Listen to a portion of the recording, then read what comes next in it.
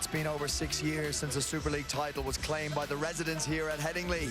A long time between drinks for the club that has claimed 8 crowns in the summer era. But might fortunes be changing? Tonight, Leeds' impressive start to the Super League season meets the might of the Saints. Turned over by Salford in round 4, the reaction of Paul Whelan's visitors is expected to be forceful as they continue on their campaign to regain the champions tag they held for 4 years before last October's semi-final defeat.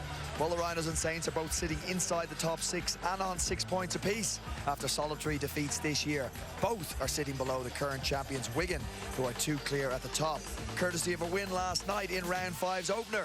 With 4 minutes left, they trail by 2 against Salford before late converted tries from Jake Wardle and Bevan French sealed a hard-fought victory. Well, our comprehensive coverage of the round continues tomorrow with 3 live matches. Your choice at 2:55 p.m. Hull FC Lee on Sky Sports Action, or the Giants and the Robins on Arena. The evening's game comes to you from Perpignan in the south of France, where the Tigers are in town to face the Dragons. And on Sunday, the Wolves journey south to face the Broncos, who are currently propping up the table. Well, spring has sprung apparently, but here we are at a wet Headingley, and I've got the December deep voice. So the 2 gentlemen who will be doing the heavy lifting, talking-wise, pitch side, are Jamie Jones Buchanan and Sam Tompkins. Welcome along, gentlemen. We'll talk about the conditions at some stage in the build-up to this game. First and foremost, let's go to you, Jamie. This is a standout fixture in the Super League calendar. I think so, and I think back about my career in Super League. The rivalries against St Helens have always been epic, and I think the way that the 2 teams have developed this year makes it really exciting. Both 3 from 4, both playing some really good rugby league, both got superstars within the side, and I'm sure the weather will make a difference tonight. I think it'll play a part, but really exciting game to look forward to. Right, well, let's wrap up both sides' performances so far this season. St Helens warming up just behind us here. What have you made of them? Of course, disappointment when they lost their title to Wigan last year. You would imagine them being incredibly determined to get back there. Your thoughts on their 4 results so far? Yeah, I think they've been good so far this year.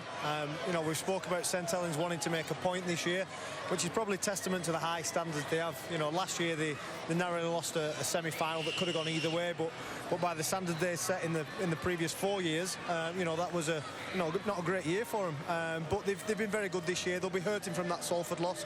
You know, 3 convincing wins early on in the year. What stands out for me in those first 3 wins particularly was how good they were defensively, how few points they leaked. Yeah, before Salford, I think there were plus 80 points difference, and I'm thinking to myself, they're throwing gauntlet down here. They're smarting from obviously not making the grand final in 2023, watching Wigan take their World Club Challenge championship away from them, and you know, up until Salford, who have been a really cheeky side, we saw that last night. It's exciting, isn't it? But that's nothing to lose too much heart about. St Helens are a fantastic side, got some great players, and they'll get back to task tonight. So if we flip over and talk about the Leeds Rhinos, of course, they had that victory against the aforementioned Salford Red Devils here in round 1. Sum up so far the body of work you've seen from Rowan Smith's Rhinos. I think they signed really well in the off-season, and that's paid off so far. I think what they've proved this year is they don't need to play well for 80 minutes to win games. You know, we saw that against Lee recently. You know, they can almost turn it on for 25 minutes and be that good they can win a game to play. It is a dangerous game, but they've proven at it. You know, I've been on the opposite end of that, losing to a Leeds side coming behind with 12 men. You know, not too long ago. So you know, they've certainly got that in them. One of the Leeds players that Paul Wellens, the St Helens coach, was asked about this week has been Ash Handley, who's had a remarkable start of the season. 7 tries in 4 games so far, and not a boring one amongst them. No, he's having a great year. He's probably put himself forward for try of the year already, you know, multiple times. And I think that's the way that Leeds are attacking. You know, they're scoring from inside their own 20-30 metre. You know, they're not afraid to play with the ball, and they've got players like Ash Handley. You know, when he's in form, you know, he's as good as anyone at finishing. You look at the company he is keeping in the Super League, Leeds Super League top try scoring list. You've got the likes of Danny Maguire, of course, Ryan Hall. They're still in a race to see who's going to finish top of Super League's all-time try scoring list. Rob Burrow, Keith Senior, Franny Cummins, Callum Watkins and Ash. Well, you mentioned a fair few names there that Ash Handley came through the system with. he learned from some of those players early on in his career, and he scored some amazing tries almost a decade ago, Brian, and we always knew that he had potential, and I imagine he had dreams himself of going on a dynasty, a decade of success. It's been up and down for Ash Hanley, it's been a roller coaster, but he's committed to being the best version of himself this year because he believes in what Ronnie Smith's doing, and he believes in his teammates. And I believe these brollies are going to go here. It is blustery and wet at Headingley. Sides arrived around 50 minutes ago. They're out going through their warm-up now. For Leeds, well, they scored 22 unanswered points in the second half of the round 4 victory over Lee, making light of a 16-point half-time deficit. They will be wary of giving themselves such a mountain to climb tonight against one of Super League's best. Another chance now to benchmark the improvements Rowan's Rhinos have made as they plot a return to the days of grand final glory. Well, they can benchmark tonight because shortly they will face not only the club that has led the way in Super League in recent years, but one that will be hurting after last week's loss to the Red Devils. A first setback in their campaign to recapture the Super League crown they held for 4 consecutive years. How will Paul Whelan's star-studded Saints respond?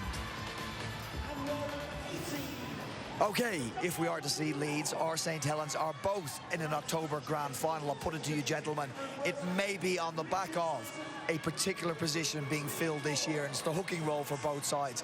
Andy Ackers comes in for the Leeds Rhinos. Darrell Clarke has, some would say, the unenviable task of replacing James Roby. They're two men we're going to put an eye on now. Yeah, the two great players, and you know, the 9 position is a massive part of how a team plays. You know, both these guys very, very crafty. What you want from your 9, you want them to recognise weaknesses in defence, get the ball to the right areas of the field, and these are two of the best in the league at it. Okay, compare and contrast them as hookers. Let's start with Andy Ackers. Well, he's like a Sith Lord, isn't he? He comes in two. He's come with Brodie Croft, and he's one of those players that looks up. He looks at faces and spaces, and if there's enough space, he'll run. He causes all kinds of chaos around the ruck, as does Darrell Clarke, but he's always looking to play. It's the shape that creates the opportunity with Andy Ackers, and when he recognises that opportunity, he can lay the ball off as well and play to those players that are pushing through, promoting the ball here to Lockie Miller, and you know, he's a really dangerous, smart player. Have we seen Andy Ackers at his best in this season so far? The best he showed at Salford? Probably not, but he's been very good. I think what Andy Ackers has got is he's got the deception. Before he picks the ball up, he manipulates defences, and you know, he'll see if an A defender either side of the ruck slightly wide, and it's what he does before he actually picks the ball up. It'll look like he's going one way, he goes the other. I'd say deception-wise, he's the best in the comp. Okay, compare and contrast that with how Darrell Clarke plays the game. I think Darrell's not quite got the deception, but it's his running game. It's his running game.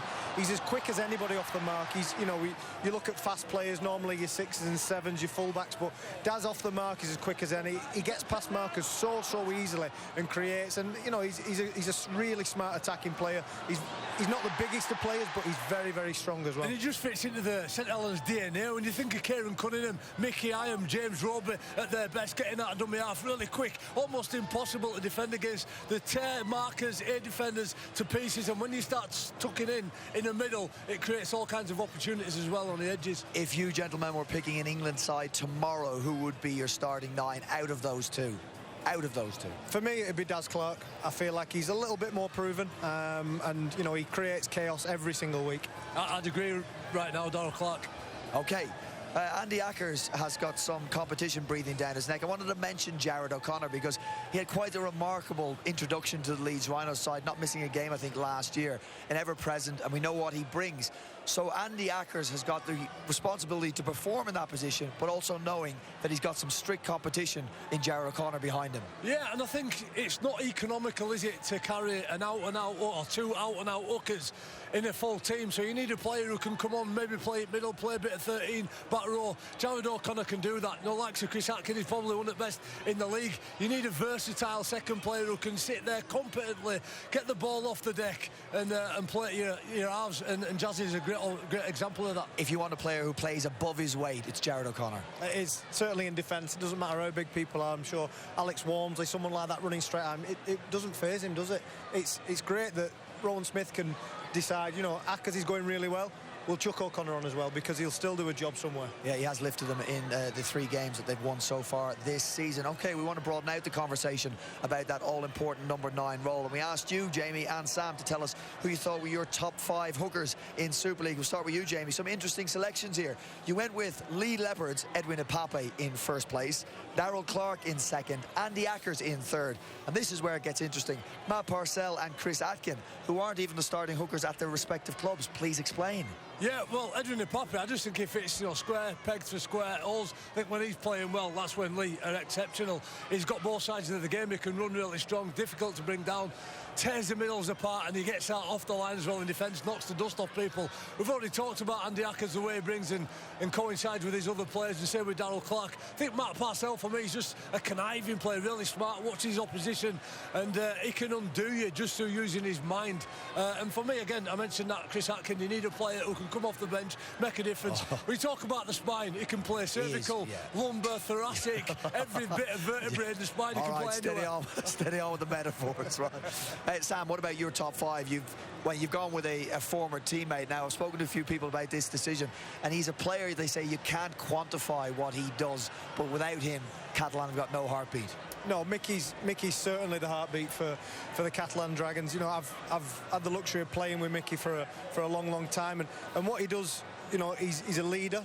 People follow him. He sets the tone for your defence. He's not the quickest, he's not the youngest, but what he still does, he changes how teams attack. People don't want to run at him. Very often your 9 is what we call a spot player, somebody that middles want to get over. Well, that's Mickey is not that guy. And impossible to intimidate. Mickey McIlroy, picked by Sam.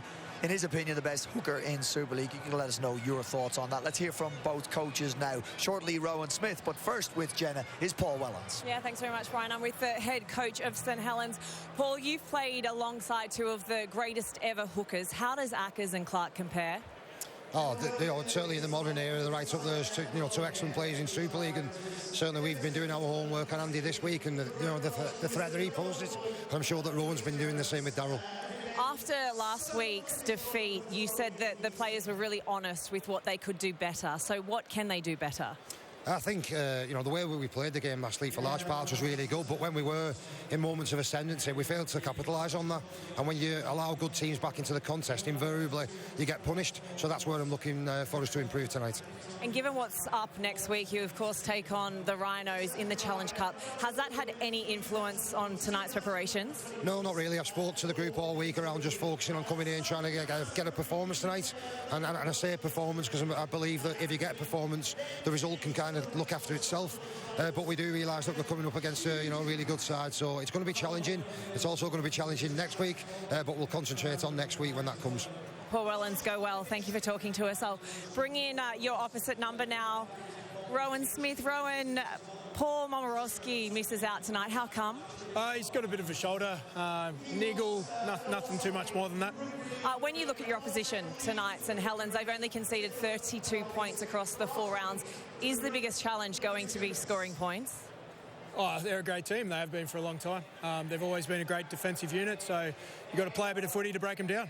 2 great hookers go head-to-head in Ackers and Clark. Who comes out on top? Well, I think both will say they depend on the teamwork a lot to generate opportunities in attack, and obviously the role of a hooker is a big defensive job as well. Rowan Smith, good luck. Thank you. Yeah, we believe he will have Paul Momorowski back in his side and certainly back available for that Challenge Cup 6th round tie against the Saints. When we talk about St Helens, Darrell Clark gets mentioned, Alex Walmsley gets mentioned, Johnny Lomax, Tommy Makinson, and of course Jack Wellesby. A player that I think gets lost in that conversation sometimes is Lewis Dodd, who is, in the words of Paul Wellens, his coach, after a significant Achilles injury, is back to close to his best. He makes his 38th consecutive Saints appearance tonight. Yeah, I think when Lewis Dodd first came on the scene, he lit the league up. I thought he was, he's the next star of Super League, and he's gone through a tough patch. 2022, I thought he was outstanding. Last year, for a player like Lewis, who's got to be quick on his feet, doing stuff like this, scoring tries, being instinctive. A snapped Achilles is a very tough injury to come back from, so I'm excited to see if he can get back to his best very quickly. And it was those 2 tries against Salford that sparked his coach to say that that's the spring in his step that we needed to see, and it is back. He's got his confidence back, and I think of the refining fire of adversity, what it does to players on the career. It brings about that resilience, that humility, and leadership in character ultimately. You know, having been through what he has done, and that'll only serve him long term. He'll get better and better as the league goes on. And you're right, when you're talking about Jack Wellesby and Tony Lomax, you put him in there as a trilogy. Wow, he's outstanding. Well, we see him lining up to take a goal kick. Of course, Mark Percival is suspended, so Lewis Dodd, we believe, will be the goal kicker for St Helens, and that might be all important because Paul Whelan said it's something we've kept him away from as he recovered from the injury. Yeah, it's certainly something you don't want to be doing too much with an Achilles that you're trying to repair. But tonight that could be vital. You know, points aren't going to be easy to come by in these conditions, and 2 minutes, 2 points, might be the difference tonight. Well, as you're trying to broadcast here, Conrad Hurl, who's returning from suspension as well, was just playing with you, clown you. You can say that to him. Another man coming back from suspension is James Bentley, who's going to face like Conrad, his former teammates. Now, you had plenty to say about James Bentley after his performance against the Catalan Dragons. He was in the thick of things, I'll put it like that. He also got a suspension at the end of this. Rowan Smith came out in defence of James Bentley after that particular game, said his discipline has improved out of sight since he's come to the club. You look back in 2022, ill-disciplined, 1 red card, 3 suspensions and 23 penalties. Last year, 14 penalties conceded, no yellow cards, no suspensions. Do you think on reflection you were a little bit unfair in your criticism of him? I wouldn't say so. I still think that he gets himself in a lot of situations. Not all are penalised, not all are red cards and yellow cards.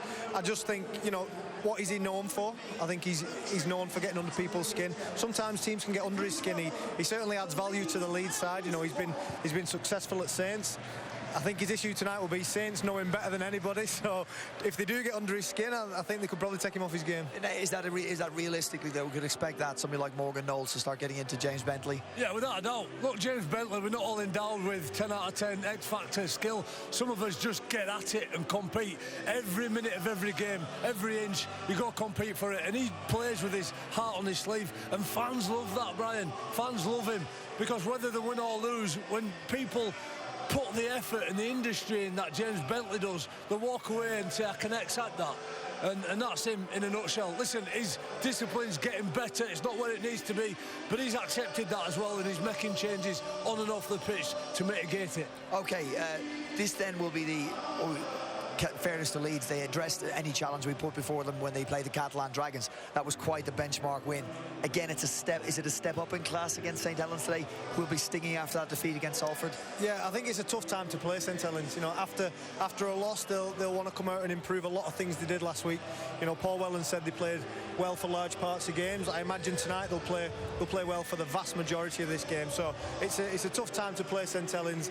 Any week of the year, but after a loss, you don't fancy coming up against Saints. OK, and if Saints are going well and rolling forward and Darrell Clark is doing what you've shown he can do, how do you stop that as a Leeds side? What should people be looking out for Leeds doing to neutralise the effectiveness of Darrell Clark? Well, who knows with this Leeds side? Sam's already mentioned it, the way they start and how the finish can be completely different. Defensively, though, in particular. Yeah, not looking at themselves, they'll stay connected. They'll talk about connection. They'll talk about nothing's ever that good or all that bad.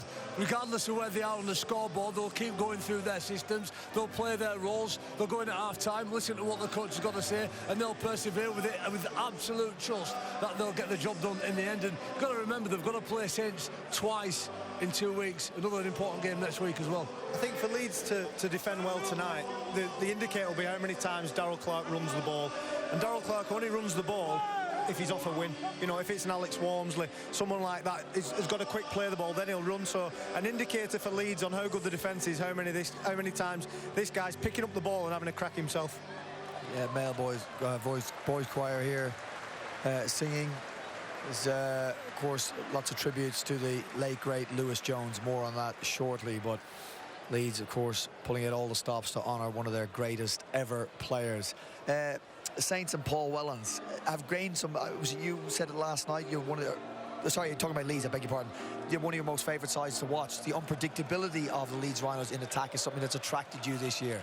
Yeah, I think, you know, I touched on it before, they don't need to play well for 80 minutes, and they can look down and they can look beat. We saw that against Catalans a few weeks ago. They defended the line for 20 minutes. They looked all but out on the feet. As soon as they got the ball, they went the length of the field. So they're a side that you can watch and just wait. They're going to have a good patch tonight. They're going to have a good patch in every single game. You know, Saints will understand that as well. Saints will know that it doesn't matter what the scoreline is, they're going to have to be very good for 80 minutes, because this side has got the ability to come up with something from nothing. They are two of the aristocrats of the Betfred Super League, the Leeds Rhinos and St Helens. They will do battle shortly here on Sky Sports in round 5 of the competition. Just one loss each this season so far. Leeds hoping to get back to the top of the table, and for Saints hoping to recover from last week's shock defeat.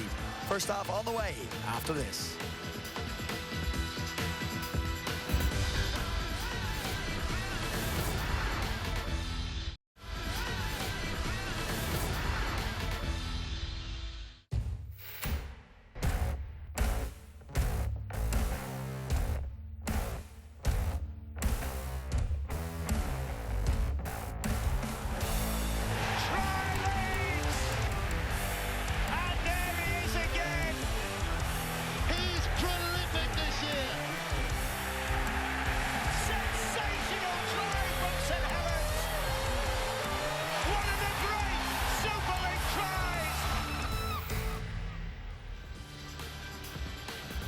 Always a standout fixture in the Rugby League calendar now on Sky Sports. Leeds and St Helens meet in Super League for the 80th time, and for the Rhinos it might be a night when we can get a better handle on their undoubted progression from the disappointment of last season.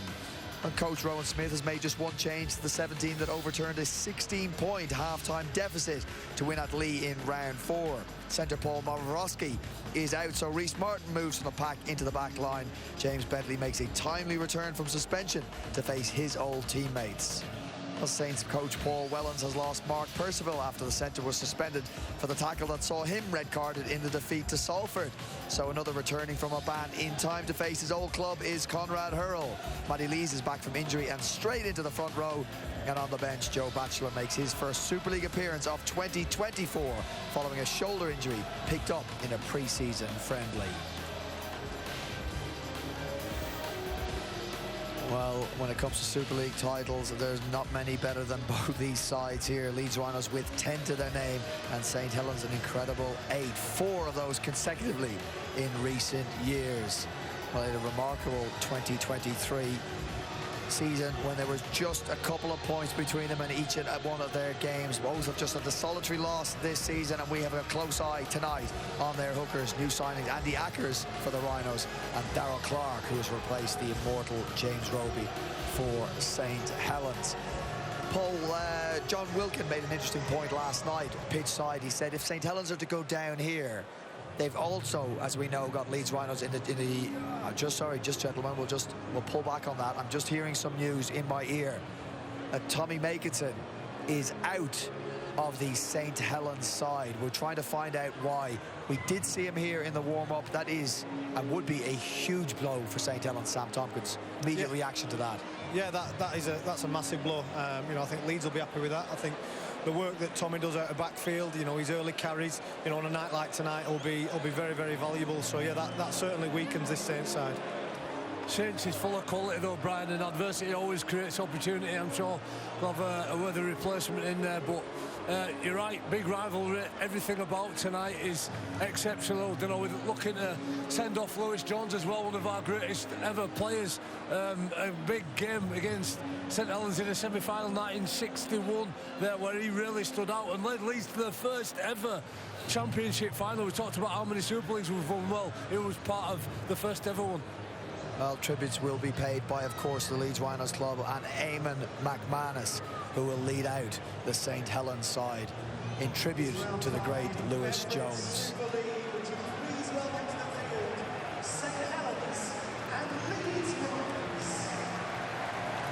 It is a solemn moment for both of the sides, and a rapturous applause here from the St Helens and Leeds Rhinos faithfuls at Headingley Stadium. Gary and Kath Hetherington, everybody recognising that the status of the man that has passed.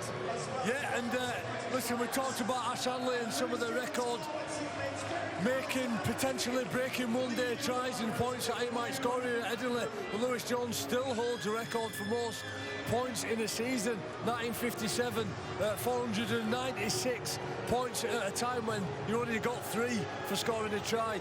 He's a real legend, and he'll be sorely missed. Absolutely, and a gentleman for anybody that ever had the pleasure of meeting Lewis Jones. Well, Headingley is going to pay tribute to the legend that is Lewis Jones. Born in 1931 in Wales, while still a teenager, he had won 2 Grand Slams with Wales and toured with the British and Irish Lions to New Zealand and Australia before he moved north to Leeds in 1952, where the Golden Boy made his home. 385 appearances, scoring 144 tries, 1,244 goals, producing an incredible 2,920 points. Challenge Cup winner in 1957. He led Leeds to their first ever championship, as Jamie said, in 1961, capped 15 times by Great Britain Rugby League, as well as 10 caps for Wales Rugby Union and 3 tests for the British and Irish Lions. Everybody here will be asked to stand and join both sets of players with Lewis's family and friends in a minute's silence to remember Leeds Rhinos, Golden Boy, Lewis Jones. So paying tribute to our Golden Boy, Lewis Jones.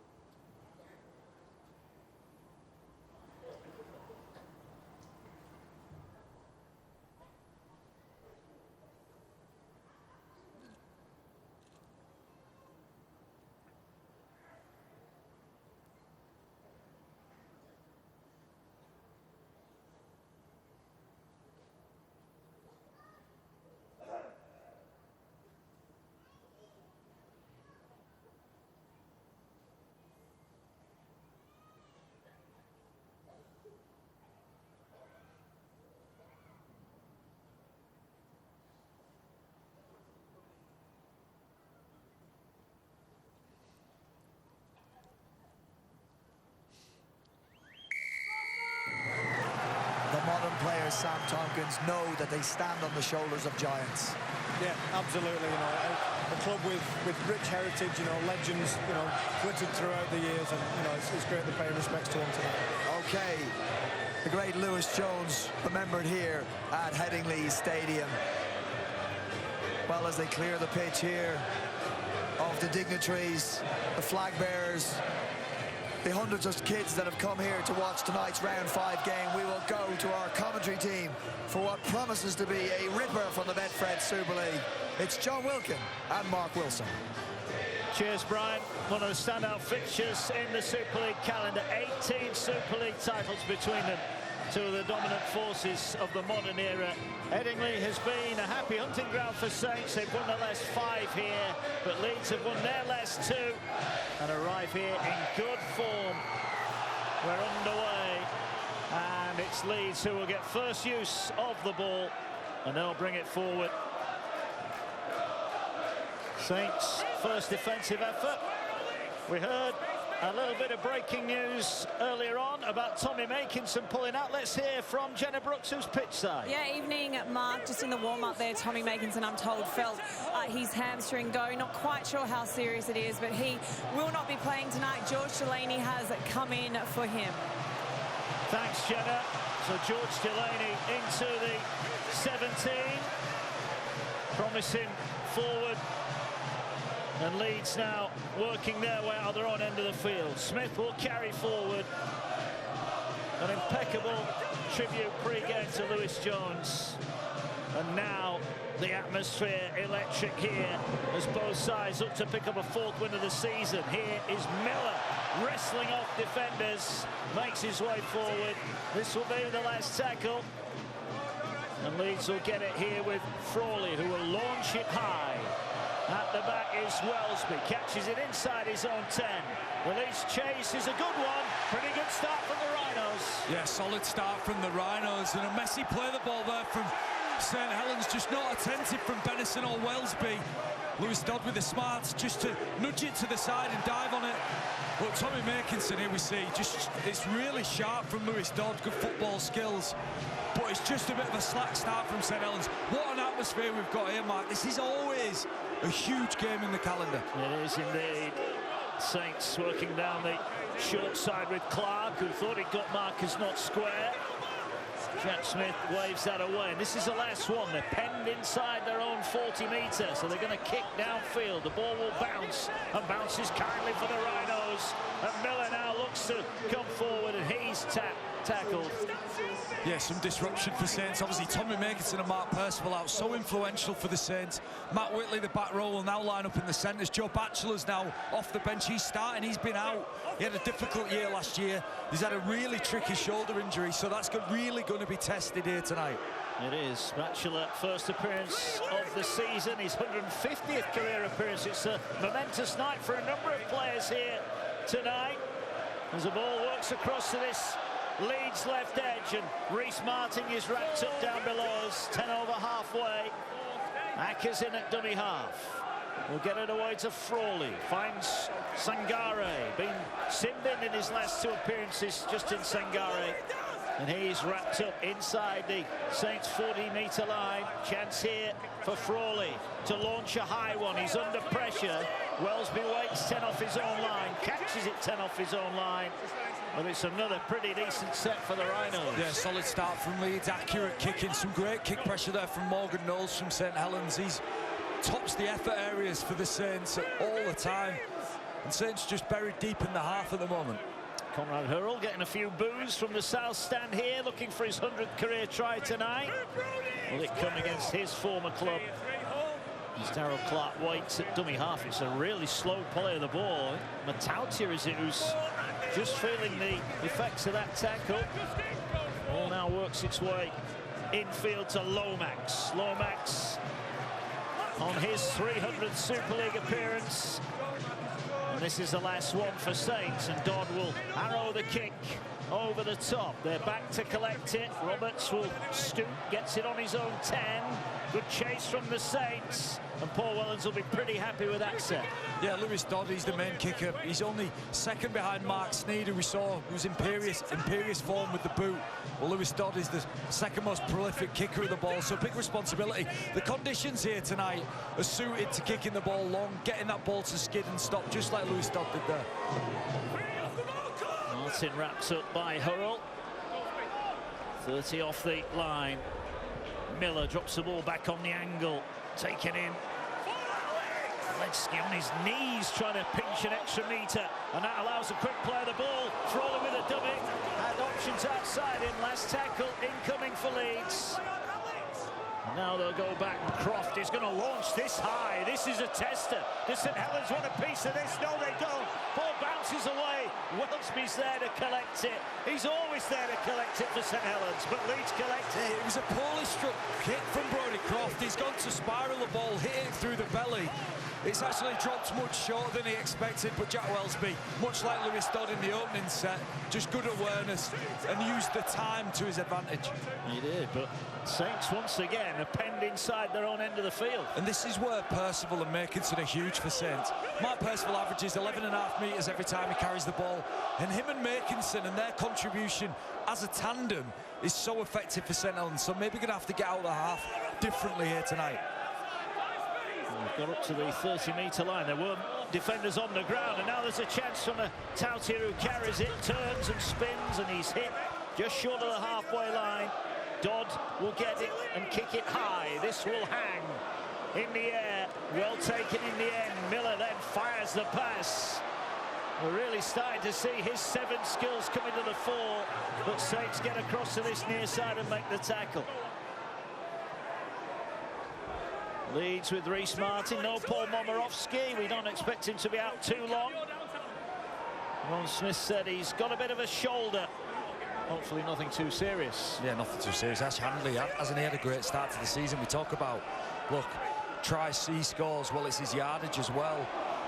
Last season, look, Saints. Obviously got between them in 3 games. So tight, isn't it? It's been some great games between these sides over the years. Well, here's Newman now. Newman's putting the front down, and Newman's got support. He's inside. He might not need it. It's going for the line. Will he slide over? Dunn stops it. An inch short of the line. Last tackle. Great play from the Rhinos. Now can they put an end to the set? They're kicking across field. They're looking out to this near side. It's a great catch from Saints. Brilliant. In the end, scrambling St Helens defence, and Benison comes up with a catch. It's really special. Defence wins your matches and it wins your titles. What about this from Lewis Dodd? Jack Wellsby does enough to slow Harry Newman down, who's one of the most dangerous ball carriers in the competition. But Lewis Dodd never giving up on that. That's why Saints only concede 8 points a game average. Tremendous effort as Walmsley will carry it. Another one who's got a landmark night tonight. 250th Super League appearance for Big Alex. Lomax carries Sangare, meets in robustly on the 5th tackle.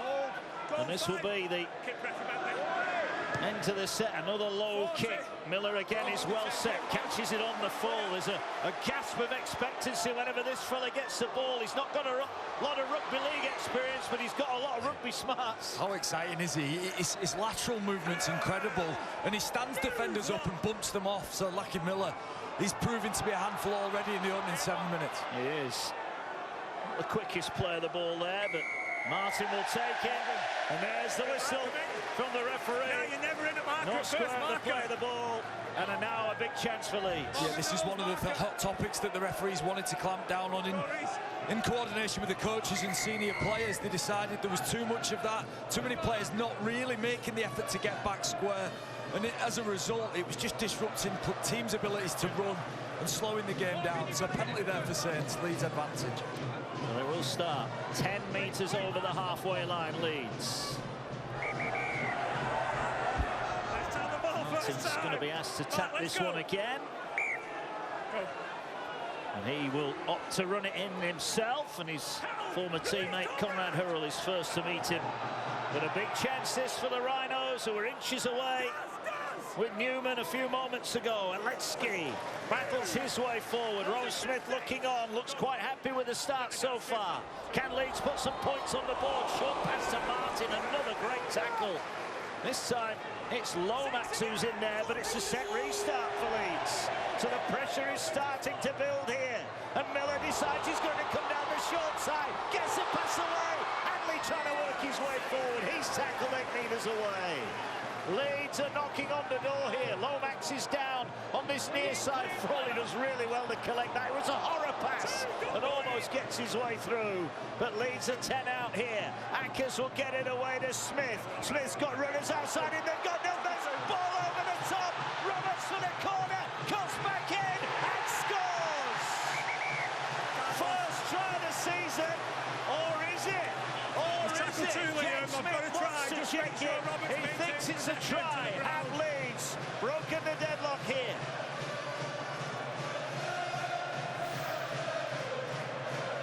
Okay, it's tackle 2. Live decision is a try on field. So we're just looking at the grounding to confirm he does maintain possession all the way to the ground. He's in possession here, still in possession, and he's on the ball, and the ball's grounded. Thank you. That'd be a bad decision. One look required. That's all it took. And Lewis Roberts opens up his try-scoring account for the new season. And you have to say, it had been coming. Great play down the left-hand side from Leeds. They moved it right, and they caught Saints out for numbers. Yeah, Harry Newman's such a threat, isn't he? And he attracts so many defenders. It was really sharp from Cam Smith, digging into the line, tying up the St Helens middle. And what a wonder ball from Brodie Croft. Saints have 5 shirts in the frame. They'll probably be expected to cover that or react to that long ball from Brodie Croft a little bit quicker. They're working so hard. It's a sharp right foot from Roberts. An excellent finish, and it was Dodd who thwarted Leeds last time round, couldn't get there. Rowan Smith celebrates what's been an excellent opening 10 minutes for the Rhinos. A great try there for Lewis Roberts. Wonderful vision from Brodie Croft. Yeah, no David Fussatua, so Lewis Roberts is taking his chance. That's his first try here at AMT Headingley for the Rhinos. So Rhys Martin, one of the best in the business, is on the kicking tee here And a chance to add 2 more valuable points. The rain teeming down here in West Yorkshire. And this to turn a good start into a very good one. Here he comes, the Papua New Guinea international. And it never looked like misses. 6 points to 0, Leeds lead. It's a beauty, isn't it? Watching somebody kick the ball so naturally like that is something of wonder. A great finish from Lewis Roberts. But for me, it's all about this man, Cam Smith, in the middle of the field, just tying defenders in by digging right into the defensive line. And that creates space. And Lewis Roberts really sharp on his feet. And an excellent finish from the young man. As I said before, what a start from Leeds. Paul Wellens, he won't be overly disappointed with the Saints start, but that's exquisite loose forward play from Cam Smith through the middle of the field to preserve space for his edge. They've been on the back foot, Saints, courtesy of a blistering start from the Rhinos. What can they do on the back of points? Well, they'll start the set 20 metres out from their own line. Ackers gets it away. Here is Hanley, Super League's top try scorer. We'll be looking for more opportunities tonight. Blistering start to his season. Sangare now just straightens up the middle. Wormsley wrestles him to the floor. Again, there's a Saints player down at the play of the ball. Yeah, it's such a good observation, Mark. I think that's where Saints have been poor. If anything, it's in these situations. Players falling through the line like this, and too many of their defenders being left on the floor, and that just creates a bit of chaos, or the feeling that you're out of control. High kick. Benison is back. Benison will catch it. Looks to set off, but once again, St Helens penned inside their own 20-metre area. Yeah, accurate kicking and just consistency of chase. It's a timeless classic in the game of rugby league, and Leeds executing it perfectly well here. Paul Wellens will be getting a message on that his side, strangely for St Helens, physically need to come to the party here because Leeds are dominating that facet. Matt Whitley carries, comes into contact with a former Saint. Bentley, who's in again, trying to tackle Matautu, and does it with help from Ackers. Better from St Helens. Wormsley rumbles his way up towards the halfway line. Dodd will go high. Miller is back. 10 off his own line. Will catch it. Will get it away to the try scorer Roberts, who thought about the pass. And it's a decent enough chase from St Helens. They've just got to do the hard stuff well at the minute. Yeah, be disciplined.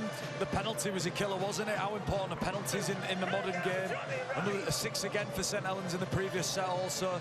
But there's no panic here. No panic for Saints, but a lovely, lovely start from the Rhinos.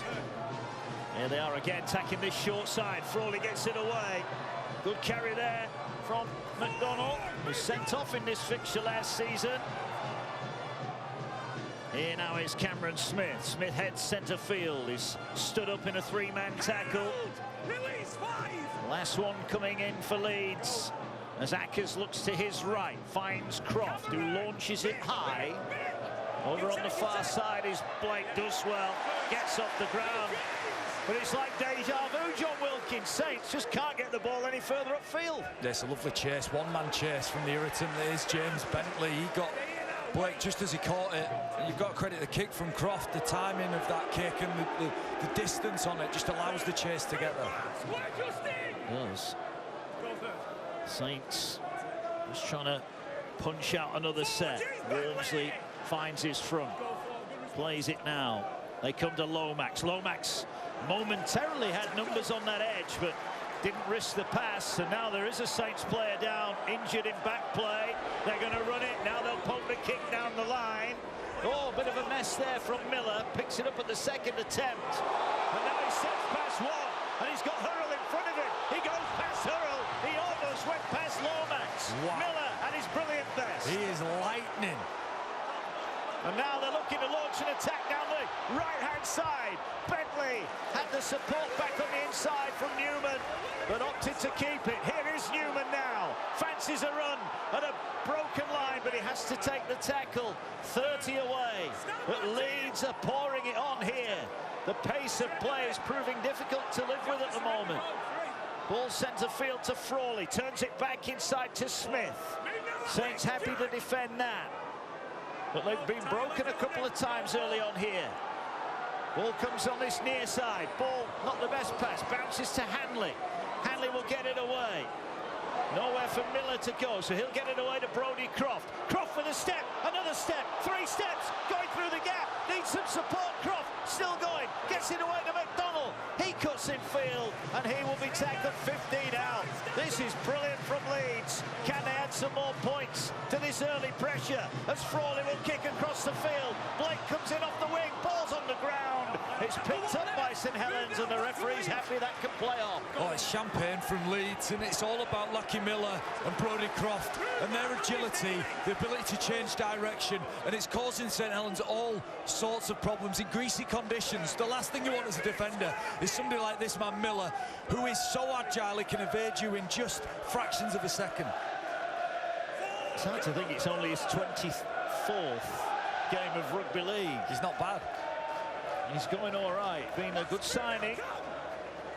Going into tonight, he made 24 tackle busts in the Super League. Kick over the top, trying to get in behind Leeds, but they're there again. Roberts reaches out, and he'll get the ball away to Miller. And he now is coming, and he's got support, and he gets it away to Hanley. Hanley cuts in field. Bennison did just enough to close the space down. He didn't fancy scoring a 70-yarder tonight. I'll tell you what, Conrad Hurrell was relieved that Bennison was there. Wasn't he? This back three for Leeds tonight, in these conditions, outstanding. Good tackle centre field from Matautia. Gets hold of Croft and stops the danger. Ball now up the middle. Was it pinched? It's going to be a knock on. So St Helens, credit to them, have been knocked from pillar to post here. He's trying to make a legitimate tackle. Well, they are. Morgan Knowles gets his hand on the ball. Judge, that's a knock on there from Andy Ackers. The responsibility for him to hold the ball. Well, a tough one. But yeah, you're right about St Helens, right? What you want in the situations where the game is out of control. You know, it's wild. You know, Lucky Miller's causing absolute carnage, but you want to bend and not break. Paul Wellens will be delighted that his team have absorbed that pressure and been able to come away where they haven't conceded again. It's still 6-0, and as dangerous as Leeds feel, Croft and Miller haven't managed to engineer a position to get that Leeds Rhinos team over the line again. There is Croft. Saints here with the first real chance to get the ball over the halfway line. We've been playing nearly a quarter of this game, and Hurrell will take Saints over halfway. Look at that, 66% possession. The completion rate, here goes Leeds up the middle, and he's charging for the line. Miller will bring him down a couple of metres short. And they want a quick play of the ball. St Helens, they're going to try and power their way over. Great defence from Leeds. Well, all the stats in the world, the only one that counts is the scoreboard. And Saints have got a chance to level up. Not the best pass. Here now is Knowles. And Leeds breathe a huge sigh of relief. But Matty Leeds busts them open up the middle there. Here's Clark. Gets it away to Lomax. Lomax finds Batchelor. Late call-up to the starting lineup here with a late pull out of Makinson. Ball back on the inside to Walmsley. Walmsley going for the line. He's a metre short. Now Leeds are desperately short of numbers here to the left-hand side. What a break this was.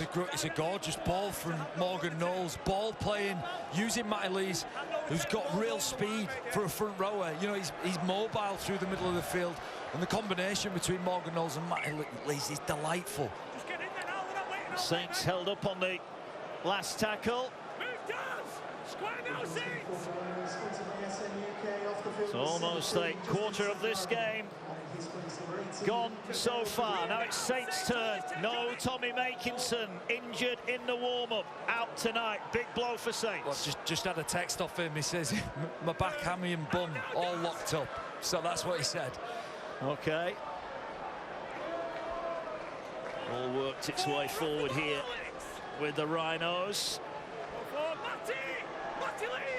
Croft will kick from inside the 40.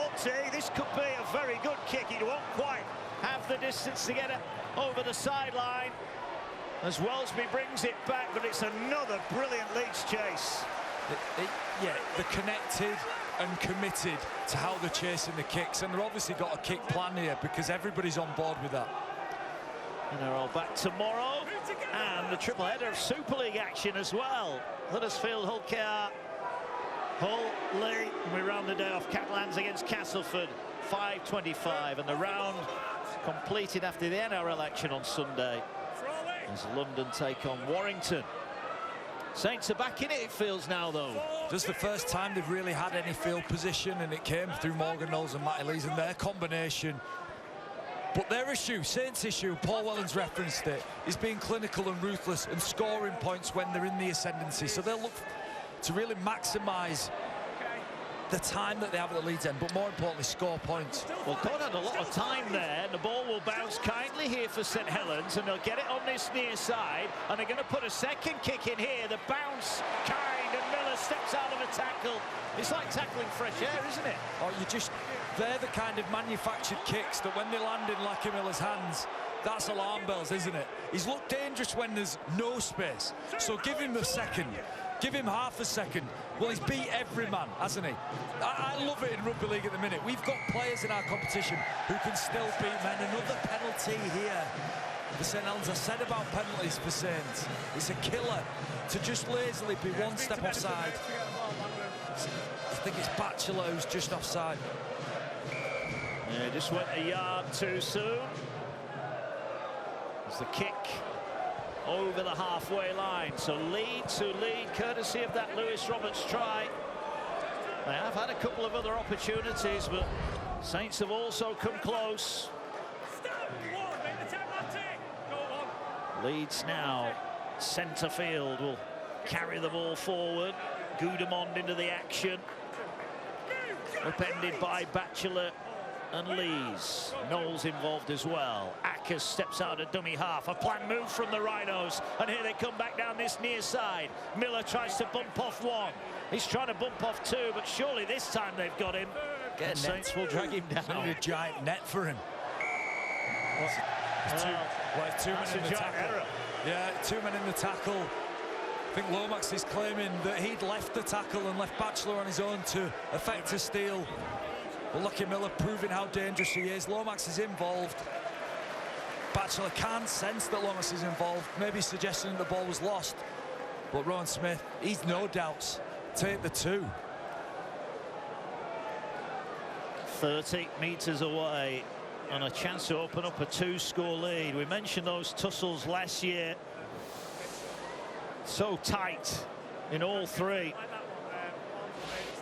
As Martin, the Papua New Guinean, will look to make it 2 from 2.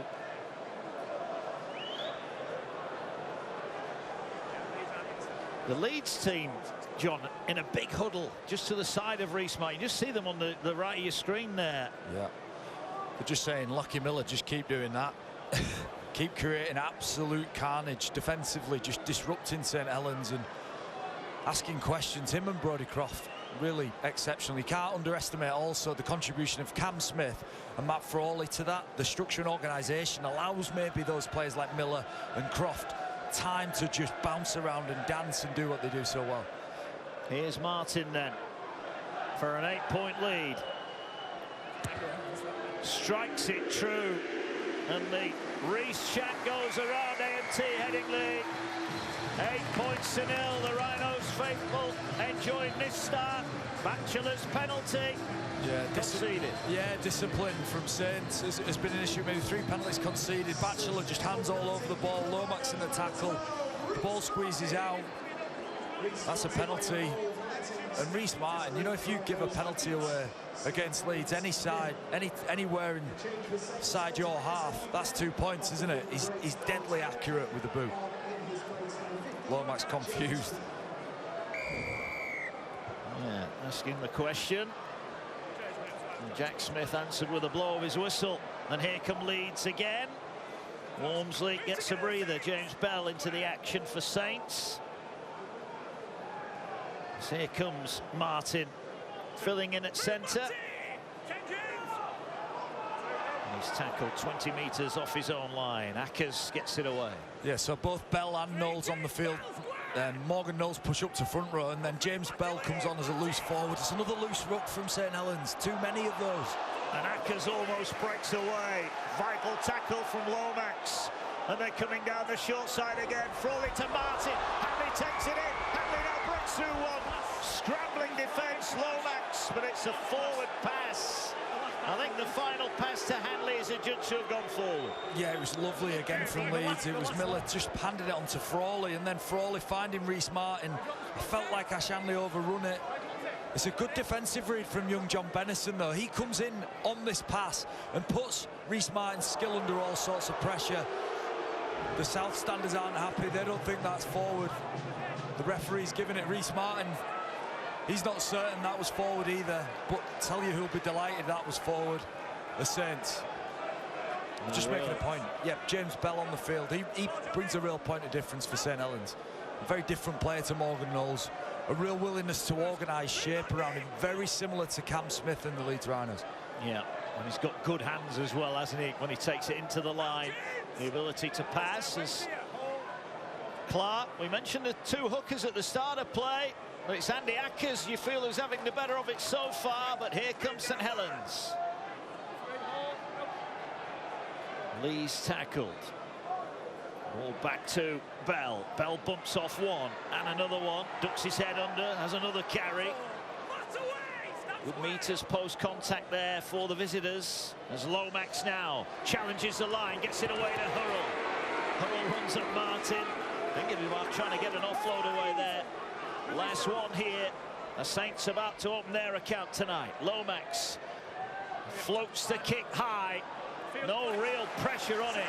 And Newman does so well to collect that on his own line. Yeah, he does well, not just to collect it, but get down on the ground quickly and use his strength through his legs to just push him away. Easy to get pushed in goal. We see how important that is last night. Salford getting pushed in the ring goal twice. That ultimately won Wigan the game. Well, Harry Newman, fantastic to keep out of trouble there.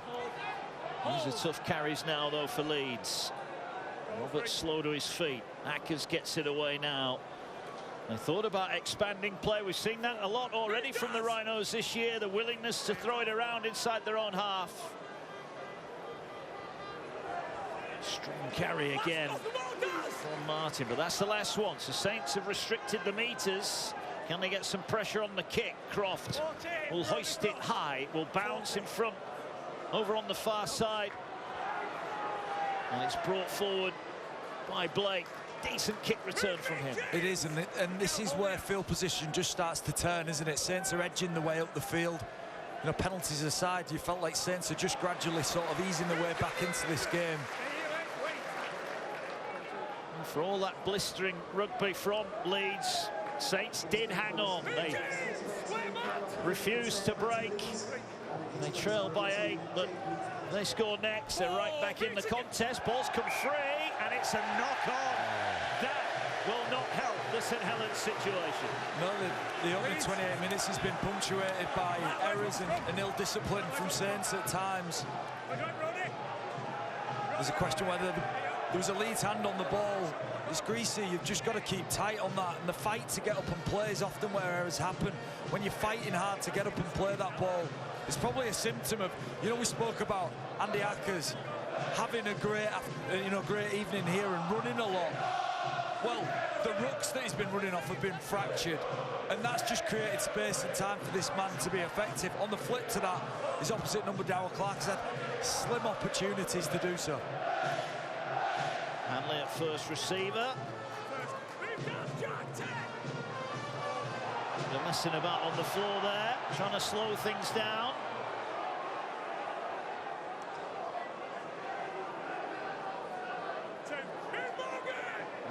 Carries up to the 30-metre line. Here now, Croft turns it back inside. Here is Miller. This time he is tracked down.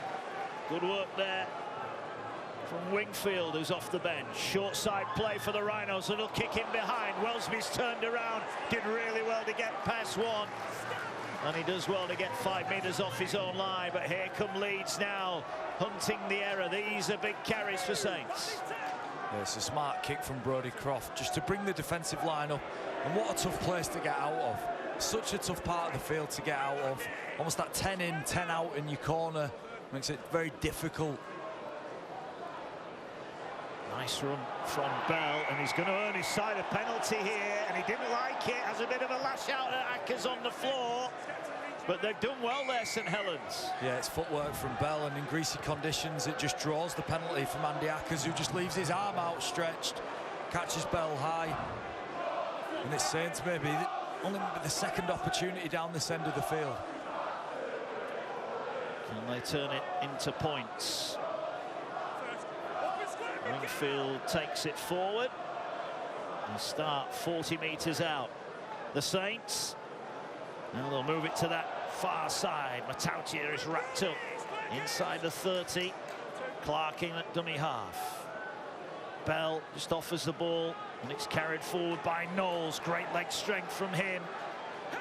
Right, St Helens, what can they do from this position? Clark gets it away to Lomax. Short pass to Whitley. Whitley with a chance, but it's a forward pass. And look at the Leeds celebrations as Saints waste a glorious opportunity. Yeah, well, Matt Whitley's exquisite at changing his line late.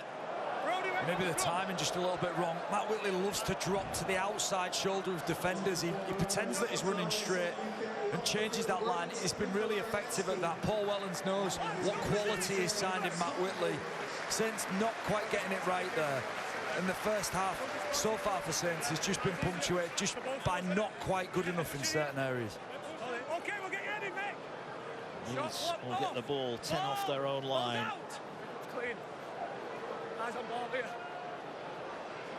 St Helens looking to put the squeeze on here.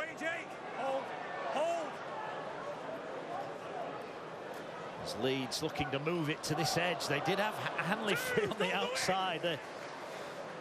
They're adventurous, the Rhinos.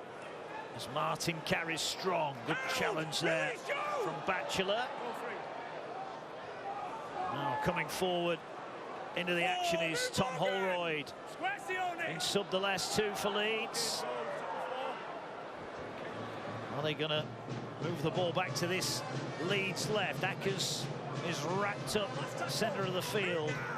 So they're just short of the halfway line. That's the fifth tackle. So Frawley will put boot to ball. He knocks it downfield. Bennison almost overran it. Showed his quality there, though. And Saints will start 30 metres off their own line. Yeah, the spiral kicks are back. Everybody's at it now. Mark Sneed's slapping them up there for fun. A great kick from Frawley just makes it so much more difficult to deal with. Hurrell slow to his feet. Carry up the middle. Saints towards halfway. If they could nick some points before half-time, I think Paul Wellens would be delighted as Bell finds Knowles. Knowles plays it quickly. And By gets it away now. Moving it to that left-hand side. Here's Whitley. Whitley lining up at centre. And that late withdrawal of Makinson. And By gets it away. Dodd's going to go back down the short side. Leeds, can they get off the ground? No, they can't. Ball collected and a chance here for Blake. And he has got it down. The referee will want to check how that ball got to him. But have St Helens hit back here? The referee thinks they have. Into it, going back, possibly off Saints, into the ground in place.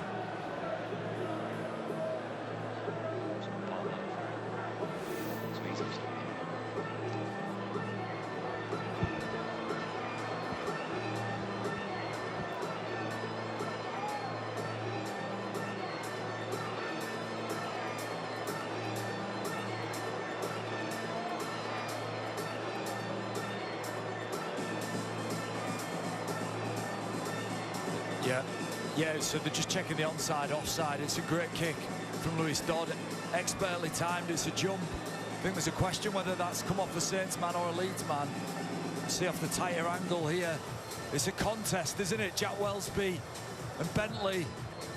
Well, it appears to come backwards off Jack Wellsby. Moses and Baye is right there. And then it'll go down to the ground, and whether Blake gets this ball down. He appeared to. It's an excellent kick and chase and contest from Jack Wellsby. And assuming the ball's grounded by Blake, this is a try for the Saints, you'd feel.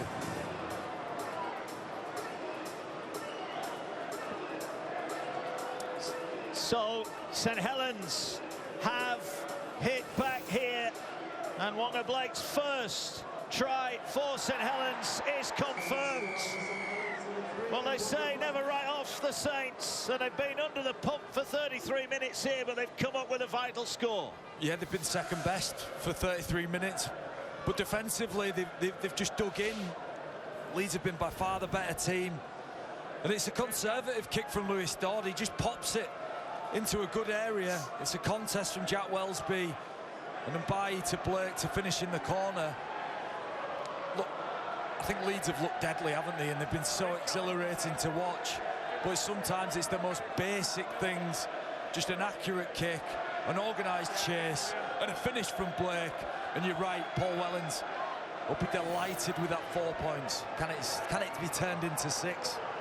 Johnny Lomax, we wondered who would get the honour of kicking tonight for Saints. It's Lomax who, right on the sideline, sends it towards the post, and the flags go up. What a strike that is.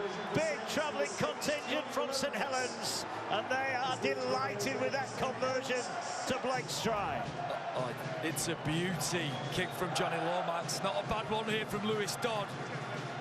And it's a simple finish for Blake. Not an awful lot Leeds can do to defend that, Mark. You know, it's not something you review and you go, well, what were we doing here? It's just a nice kick and chase. And then how important could that conversion be off the sideline from Johnny Lomax? Here comes the kick return. I think as well, one thing that we noticed in that replay there of the try is, I think it was Whitley on the far side who realised he was offside and almost walked backwards out of the play. Clever. Yeah, mega smart play. Obviously, the video referees are checking whether that chase is onside. Just rugby intelligence to step back there. Here comes Saints, so all of a sudden on a bit of a roll here. And they're up towards halfway. Moses Mbaye is wrapped up. Right on the halfway line here. Can Saints go back to back as they turn the ball back on the angle? Whitley is wrapped up. Good defence from Croft and Bentley. Last one. They're going to hoist it high. A floaty kick. Miller under pressure. The chase is coming. And again he gets past the first one, but Saints are there in numbers. You have to be so diligent when you're defending Lockie Miller. And look, it's not going to take, we're 4 rounds in. This is round 5. Teams are going to work him out. You know, you don't kick to him and give him space. More importantly, your defensive line's all got to be accountable when he carries the ball. It's been such a great first half from Lockie Miller. It has. It's okay knowing what's coming. You've still got to stop it. You've got to find a way to stop it. Hanley carries. The Leeds were dominant for 24 minutes. Led 8 points to 0. As Croft again goes for the 40-20. He might need a big bounce. He might need a big bounce. It's just short of the 40-20. Yeah, it was calm from Jack Welsby. He had eyes all over it, didn't he? Croft choosing to kick early. Looked like he snatched at it, but it was accurate, found space. Jack Welsby right behind it, just watches it go out on that 21-metre line. You know, 2 metres the other way, and that's Leeds' ball. 4 in 4 for Welsby at the start of the new campaign. Really had a look tonight, though. The Saints all of a sudden got some go forward. The likes of Wingfield off the bench have added some punch in the forwards. Bell will carry it. He's well wrapped up. 10 short of the halfway line. Saints poised. All of a sudden it's Leeds who've just got to hang on for the next couple of minutes. As the ball works centre field now. Another good carry. It's Wingfield. But it's the support, isn't it? It's big men carrying with support through the middle. That's been really effective. Here's Dodds back on the inside. Welsby with a kick. Miller gets off the ground. Dodd collects him. And Saints turn it over. 5 off the Leeds line. Big set incoming here for the Rhinos. And you spoke about maybe Jack Welsby not having much of an influence on this game with only 2 minutes to go till half-time. Well, it's probably because the majority of the joy, if any joy that Saints have had, has come between the scrum lines down that middle channel of the field. Certainly since James Bell's come on the field, they've got some joy. Reece Martin with a strong carry. Saints Aggressive in defence. Last tackle, Joe. Too many metres here for the Rhinos. So Akers in at dummy half, finds Frawley, who gets it away to Miller. Miller's got room, but he's going to go to ground. That will be the turnover. That will be the turnover. And St Helens are going to get a chance here to snatch the lead. Yeah, it's excellent kick pressure on Matt Frawley. Matt Frawley has to flick the ball inside to Miller, who's really not ready to kick the ball. Miller sort of shaped as though he felt like he'd been hit high. It's almost a slap in the face for Miller, not picked up. But Saints, they'll be delighted. They will.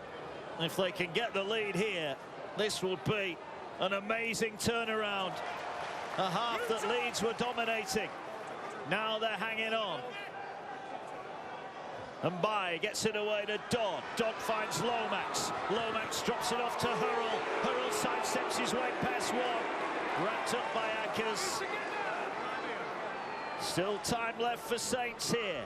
They're going back to that left-hand side now. Here is Dodd again. Here's Wellsby, stabs a kick in behind. What's the bounce like? It's not dead. And that might just do it.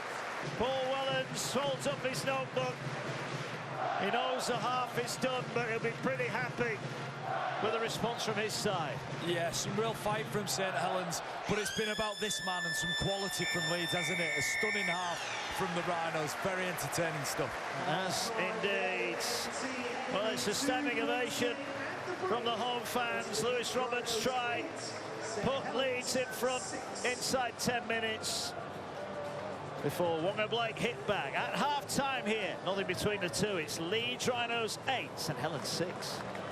John Mark, thank you very much. Leeds Rhinos effective and entertaining, but St Helens, they would not go away. Just two between them here at a wet Headingley Stadium in round 5 of the Betfred Super League. First try of the game was the first try of the season for Lewis Roberts, sidestepping inside 3 St Helens defenders.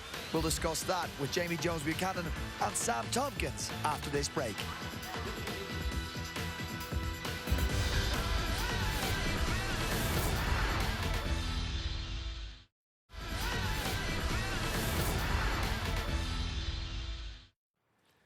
To celebrate the start of the new Super League season, Sky Sports are partnering with the Wigan Warriors and Catalan Dragons to give one lucky Sky VIP customer and their guest exclusive access to the teams when they go head-to-head in Perpignan in August. You'll travel with the Wigan squad to the south of France and stay in the team hotel. You'll get to meet Wigan and Catalan legend Sam Tompkins and enjoy the game from the best seats in the house. After the match, you'll get to meet the Catalan squad and enjoy their famous post-match hospitality. For your chance to win this incredible prize, just go to the Sky VIP section of the My Sky app. The competition is available to Sky customers in the UK and Ireland. The winner and guest must be aged over 18, have a valid passport and be available to travel to France between the 30th of August and the 1st of September. The competition closes at 11:59 p.m. on March the 21st. Good luck to all. And if you haven't been to a game in the south of France and you win that prize, you are in for something special. Well, we've had something special, I would suggest, in the first 40 minutes of this round 5 clash from the Betfred Super League at Headingley, where the rain has abated. Thankfully, it's just 2 points between the sides in a first half that was dominated by the home side, the Leeds Rhinos, who scored first through Lewis Roberts. No brollies, nice and dry, but that doesn't tell the tale of the conditions, and they've given us such a good 40 minutes in these difficult conditions. And a really firm green pitch as well. Credit to Ryan Golden and the groundsman keeping it nice and firm and free of mud, and that's allowed a great spectacle, hasn't it? Certainly Lockie Miller at the back there, and credit to Rowan Smith, who's been as animated as I've ever seen him, congratulating his players, passing the ball around, having great skill and execution, because that's what they practice at most training sessions. OK, Leeds looked lively from the outset and went close at the start. It took an unbelievable Lewis Dodd tackle to keep Rhinos out early on. Yeah, an outstanding effort. You know, not just the fact that he's been able to get back there, it's his technique, but it all comes from Lachlan Miller. Doesn't look like he's playing on a field that's been rained on for the last hour and a half. But this effort, you know, you can't underestimate how hard this is. Not only is he chased back, it's the way he manipulates his body around the ball. It's the thigh under him. It's the thigh. He goes right arm over the ball. He's got his right leg under it, meaning that ball cannot touch the whitewash. An outstanding effort. Well, Rowan, you say he's been as animated as we've seen. Well, he was delighted when they finally did score with Lewis Roberts. Yeah, and John Wilkie mentioned the work there from Cameron Smith. Moved the ball right onto the edge. Overcompensated here, the St Helens players. And this is the little detail that I don't think they've been great at in the last couple of weeks. Quite a lot of missed tackles last week against Salford and a few in this first half as well. But credit to Louis Roberts, stamps on the outside foot, spins his body, and Lewis Dodd can't quite save that try. Okay, Reece Martin tagged on a penalty after that to give him an 8-0 lead. Just go back to what you could do defensively better if you're St Helens. You're chasing across. You think we're going to push him out over in the corner. But as he says, Jamie said, overcompensated. What would they do differently next time? I think it's probably talk as they're running, which is very difficult to do because every one of those Saints players there was 5 in the screen and 1 Leeds player essentially that scores a try. They're all making a massive effort. They think, generally a winger's going to go and try and score in the corner. So it's, that just proves that effort alone isn't enough. Lewis Roberts here, very smart. Everyone's thinking he's going to dive in the corner. They're going to get him over. But, for all 3 of them to go past, the look at that, it's a very, very difficult thing to do to talk on the move there. Getting your first try of the season against such a good St Helens defensive side, well, that will put a smile on that young man's face. Speaking of talk, let's stick on the theme of talk, because in the build-up to Wonga Blake's try, you picked up really subtle but really important communication between Jack Welsby and Lewis Dodd. Yeah, just before Dodd receives the ball, Welsby manages to have a conversation with him. The ball's been moved out to the left, and the ball's 10 metres from the sideline by the time he gets tackled. And at this point here, there's a conversation between Welsby and Dodd. Dodd's already pointed to the right, and Welsby's overridden that. He said, no, I want it in the left corner. A very awkward kick for a left-footed halfback to get it back to that spot. But he knows Welsby's the boss. Welsby says, put it where I want it, and he comes up and delivers. And that was right over the top of James Bentley, wasn't it? And on his trump card, catching high balls isn't going to be his biggest virtue in there. But again, he's challenging for everything. Didn't quite come off, but they're very much in the game. Good skill, though, from Lewis Dodd and St Helens. You're right to point out how difficult a kick that is. He's had to contort his body. It's an unnatural kick for a left-footed kicker. That's the most difficult kick Lewis Dodd could have come up with at that point. He's a left footer. He's already pointed to the right. The pressure's coming from his inside. You don't want to go back to that pressure, but he knows, if Welsby spotted something, he knows he wants the ball there, so he's managed to do it. Outstanding effort. Okay, all-important stat is an 8-6 half-time lead for the Leeds Rhinos, but let's dive a bit deeper and look at the stats after 40 minutes. One gentleman that stands out for me, well, a couple actually. Leeds Rhinos 90% completion rate. Missed tackles 28 for St Helens, just 9 for the Leeds Rhinos. I would suggest those 28 are due in large part to one player in particular. Yeah, I'd say about 14 of those are on Lachlan Miller. He's been electric. Every time he's touched the ball, he's looked exciting. He's been infectious for the side. As soon as he's got the ball, everybody else in that Leeds outfit knows something could come. Everybody wants to move forward. Everyone wants to support him. He's been so good to watch, as have the Leeds Rhinos. But remember, St Helens, they are just 2 behind. They're looking to bounce back from the defeat to Salford. The Leeds Rhinos faithful are looking to see if their side are the real deal in 2024. Well, they look very impressive. Can they close it out here? Only one place to find out. That's with us here on Sky Sports. Second half on the way.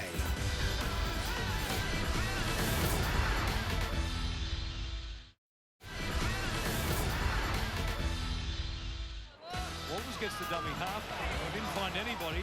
Eventually Mara chips over the top. He needs a bounce off. Stop it! Dean Mariner. What a moment for the 20-year-old Broncos winger. Nothing doing. Chips over the top, and it came back to him like he was walking the dog with a yo-yo. We got lots more NRL action coming up for you on Sky Sports. 2 more games this weekend. We got the Storm against the New Zealand Warriors, 8:35 a.m. on Arena main event, and on Sunday the Dolphins against the Dragons, 7:15 a.m. on Sky Sports Arena and on Sky Sports main event. Let's just remind you of the halftime scoreline here at Headingley, with the home side having a 2-point halftime lead over St Helens, who scored late in that first 40 minutes that was dominated by the Leeds Rhinos. And the pitch has now been cleared, because before that, all of these kids were out there celebrating the great game of rugby league here on the Headingley ground, including a set of triplets from Guiseley Rangers. I wasn't even going to go to you for a word now. But this is the beauty of rugby league. They get to play on the stage of their heroes. Absolutely, and there's 3 young players, Xander, Harrison and Leo, 10-year-old Guiseley Rangers, yesterday triplets, and what a night this is for them and their friends. This may have been a mistake. Let's go to Jenna Brooks, who's at the tunnel with some halftime team news. Yeah, thanks, Brian. I can tell you that I was waiting in the tunnel. Rowan Smith came out. He wasn't happy despite the 2-point lead. He believes that they've got total domination of the ruck, and apparently, and I quote him, flops must be back. As far as Paul Wellens goes, he just wants his team to control the ball, and they'll get back in it in the second half. But now, to your commentators, because second half's about to kick off, Mark Wilson and John Wilkin. Cheers, Jenna. Team's out for the second half. We lost Sam Tompkins in a crowd of children. I couldn't pick him out. Just saw a beard at the back. That was his only identifying mark. Great to see the youngsters having a good time here. Leeds restart, and the ball caught on the run, and well dealt with as well by Wellesby. And Saints will get the ball just short of the 30-metre line. I think for a lot of people, an alarming stat would be the 28 missed tackles by Saints, but when you actually look at it, it was Miller bouncing around, bumping people off.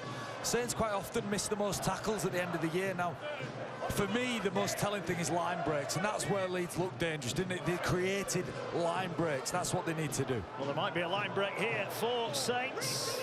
That's stat 2 each in the first 40 minutes. Here is Bell. Little step takes him through one, and Saints on a real roll here. He's been magic since he's come on. Subtlety of play, balance of play, and really adds a dimension to Saints with the ball. Here now is Dodd, swings it away to Wellesby, rolls the kick in behind. Miller will collect, but he's going to be collected a metre off. They don't want to drag him over the line, and in the end, Matauti thinks better of it. Great opening set from St Helens. Yeah, and Saints just need to... Oh, it's an offload from Lewis Roberts. You got to love it. How good. 4 metres out from your own line. Oh, I'll just dump it out the back door to Cam Smith.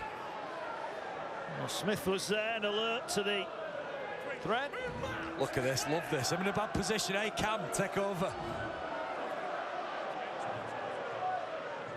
Holroyd works his way up the middle of the field. Knowles involved again with Batchelor. Gudemond is wrapped up. Leeds short of the 40-metre line when Frawley will launch a kick. He's got that wrong. That is a shocker from Frawley. Wow. I mean, that is a slice from Matt Frawley. It's great pressure, isn't it, from Wingfield and Johnny Lomax. And it just forced Frawley to just second-guess the kick selection. Tried to put a bit more loft on it and skewed it way left over that sideline. Yeah. That was 3 off the tee, that, John. I've done that before. Well, not as often as Kyle Amor could say that. Well, here comes St Helens then. You'd argue that their great opening set and then a good defensive set will please Paul Wellens, because now they're in with a chance here. There's a ball back on the angle to Bell again. Bell running forward. Tackle made by McDonald. Moses and by set restart incoming for Saints. All of a sudden it's a pretty nervy MT Headingley. Well, that'll just wind Rowan Smith up. He said flops are back, and he's just been pinged for one. He has. Knowles drives his way to within 5. Saints scored just before the break. Are they going to score just after it? They might. Whitley almost gets it away. He spun out of the initial tackle but couldn't find an offload. Leeds turned to scramble. Ball now goes to Wingfield. Beautiful pass. Great tackle round the bootlaces from Ankers. Saves a certain try.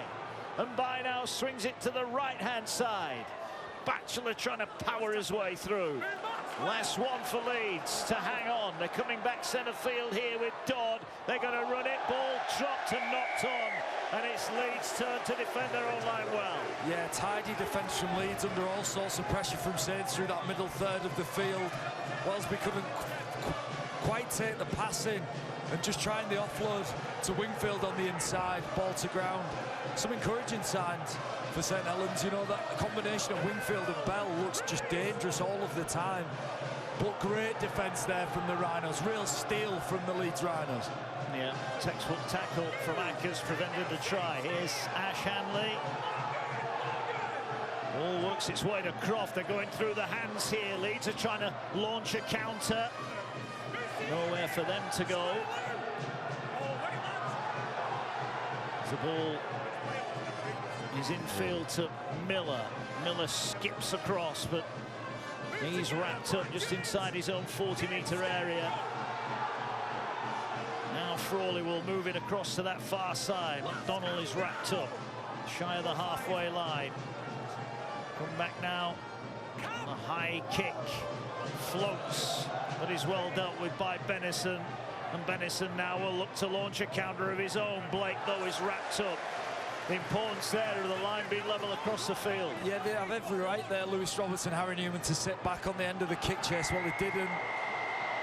And it's a penalty here for it. It's a high shot from, I think it's Gudemond and Bentley in the tackle. It's disappointing that from Leeds. What a first half from Leeds Rhinos. It was magic. It was Gudemond just catches Matautia high, and it's a relieving penalty. Lewis Dodd punts that ball out, now 45 yards out from their own line. But, you know, Leeds will really look to start this second half how they played in that first half. Just magic from them. So entertaining to watch the Rhinos. They are, but credit to St Helens. They're limiting where they can and can't play. And Saints, you'd have to say, latter part of this game so far are on top. And here now goes Hurrell. Looks like he's changed his shirt at half-time. Wrapped up over on the far side. Here now is Lomax. Gets it away. Wingfield will carry it forward. He's wrapped up 20 metres out. Gudemond it is with a tackle. Moses and By now got bodies in motion. Now they find Dodd. They go with a lead runner there. And they're inside the 10. And Leeds defending again. Saints looking to go in front for the first time tonight. Short pass at the line. Another good tackle from Leeds. Last one. Saints are right there. They're going down that short side. They're trying to spin out. They'll get an offload away, and By's going to be stopped. Leeds again scrambling on their line. Oh, the clinging on the Leeds Rhinos, getting numbers into the picture and defending everything. Saints threw a lot at them, and Leeds just kept coming up with the answers. Excellent effort from Gudemond on the inside of the line. Saints won't be disappointed with where they've turned the ball over, but they really look to turn the screw now with some tight and aggressive D. They will. These are the big carries. Hanley, next cab off the rank. Now they're going to spread it wide. Are they going to kick? Well, I thought they were going to do what they did at Hull KR there and risk the kick inside their own 40. They didn't on this occasion. They're going to work the short side though again. Saints rushing up. South Stand roaring for a penalty. They're not going to get one yet. Here goes Holroyd. Last tackle. Only made it up to the 30. They need a good kick here from Frawley, but he stabs it over the top. I thought for a second that could have been going out on the full. It's well taken by Bennison. He's such an able deputy, isn't he, on that wing? Yeah, tidy from Bennison all night. Again, Matt Frawley under pressure. Saints applying a lot of effort. You just see the guys coming back behind the ball now. The reason they're late back, the Saints players there, is the amount of effort they've put on putting pressure on that kick. And it wins you yardage, maybe 10, 15, 20 yards. Rest when you've got the ball. That's always been the mantra of this Saints side. Oh, the ball Was that knockdown or is it a knock-on? Referee says it's a knock-on. Bell, not too many protests from him. Yeah, it's been beautiful from Bell so far this evening. He digs right into the defensive line. It's another great tackle from Andy Ackers. Bell just chewing off that one extra step, and that allowed Ackers to just get into a position to put some contact around the ball. Mistake from Bell. Leeds desperately, Ackers and all of the Leeds Rhinos defending as a unit. If there's one thing you could say about Leeds, maybe last year, is how easily they conceded points. It was too easy at times. Well, Rowan Smith knows that maybe this Leeds team this year have got a steal to them that they've not had over previous seasons. Yeah, well, they hold on to their lead. They've had defending to do aplenty at the start of this first 10 minutes of the second half as Croft looks to inject himself into the game, gets it away to Cameron Smith, gets it away to Holroyd, offers a dummy, almost away. Lomax with another vital tackle. Leeds were hoping for 6 more, they don't get it. Here's Frawley now. So Leeds with an opportunity here, and now they will get a 6 again. A set restart, so Smith will settle things down. Leeds back where they want to be, getting a good look at the Saints line. Slow play of the ball. Smith will take his time now. They're working short side. O'Connor into the action, gets it away to McDonald, wrapped up by Mbai. Ackers goes for a well-earned breather. O'Connor gets it away to Frawley, gets it away. They rush out on Croft, finds a pass to Miller. Roberts was screaming for it over the top. Miller runs back across the field now, looking for an opening, and he doesn't find one as Batchelor throws him to the ground. Smith sets it up. Gudemon will carry. Saints happy to defend what's in front of them there. Can Leeds ask some questions here? O'Connor short pass. Holroyd wrapped up a couple of metres out. Last one incoming. They're going left here. Miller gets it away. McDonald needs to find a pass. He finds Miller. Miller gets it away to Croft. Croft is kicking out wide. Roberts trying to get pressure on, and Blake can tap it down. It's going to be a goal line dropout. He might have had a little bit more time than he thought there, Wonga Blake. Yeah, it was a great kick from Croft, accurate. It was impromptu. It was delightful. Blake had time, didn't he, Mark? Just a little bit more time. But it's safety first from him. And what he's saying is, look, we back our defence. We'll give Leeds another stab here. And also, he's jumping from the field of play, so he's going to get trapped in goal highly likely anyway. So safety first from Saints. Very safe. Wellesby will drop the ball out. The Leeds fans find their voice. Another healthy crowd here. What a start to the Super League season it's been. Every game live on Sky Sports as the ball comes free, and it's a penalty to Leeds. Yes, Delaney and Batchelor in the tackle. Batchelor throws his hands to his head in disapproval. Well, they're not going to take the 2. They're going to run it. They may feel that they need more than the 2 to win this game. Leeds 20 out. Again, they rush out on Frawley. Holroyd gets a pass away to Smith, who then in turn finds Miller, who fires it wide to Reece Martin. Hurrell is there. Batchelor and Lomax finish off the tackle. Been a real confrontation, hasn't it? Over on that far side between Hurrell and Martin. Ball centre field. Now they've created a gap. Ball over the top for Roberts. Can he get into the corner? Blake gets him, and then Matautia. Great challenge. Well, there's no overchasing there from Saints. Matautia eased off the gas and stuck his shoulder into Roberts. He did. Here now is Cam Smith. Breaks through one. But Bell and Mbai scramble.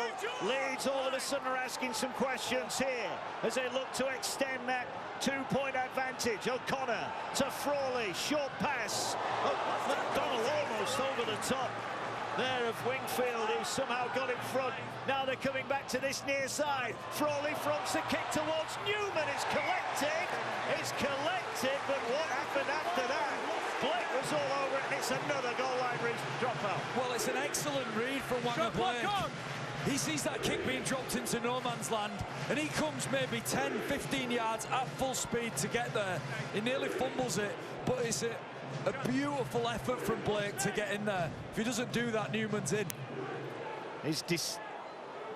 He was decisive, and whilst he didn't effect the catch, he got the ball out of the play. It's another goal line restart. St Helens being asked some serious questions here. That will help them. A little bit of a miscontrol from Brodie Croft. Ball coming forward now. Up towards the halfway line. We were expecting a real tussle between these two tonight, and they are delivering. Just like Salford and Wigan did last night. 10 over halfway. Leeds being held out for now. Cameron Smith, short pass to Holroyd. Good challenge from Bell. They're working down this near side with Croft. Kicks across the top. Well, they had a set restart. They kicked, and Saints have come up with the ball. Miller thought he was impeded. Well, 6 again, but they just went a fraction too soon. Yeah, it's Croft kicking back to the inside, looking for Lockie Miller.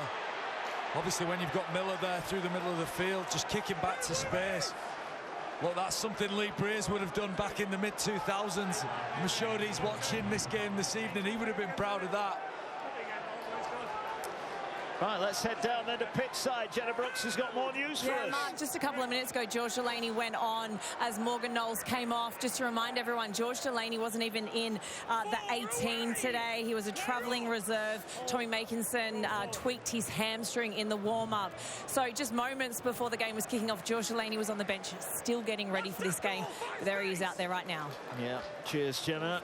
Shows you've got to be ready, even if you're not in the initial 18. High kick. Tester at the back here. Taken on the full by Miller. Wall of white shirts in front of him and nowhere to go. Delaney. There is Tommy Makinson, the man that pulled out. Just before kickoff, seconds before the start here. What's that like, John, when you lose a player literally 2 minutes before the start? It's a mistake here from Lewis Roberts. And look at the St Helens players celebrate that. One of the first in to celebrate, Joe Batchelor, who's brought in last minute off the bench. The ball's sticky. It feels like Delaney reaches forward, maybe by hands on the ball.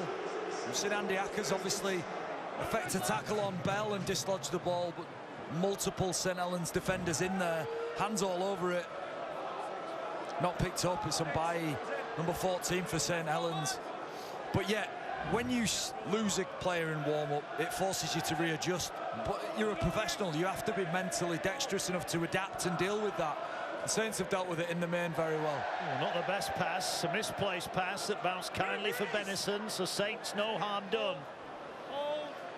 15 minutes gone already in this second half. As Holroyd goes for a breather, Alecki's on and he's into the tackling right now. Our Saints about to strike the front. Here comes Bell, short pass to Delaney.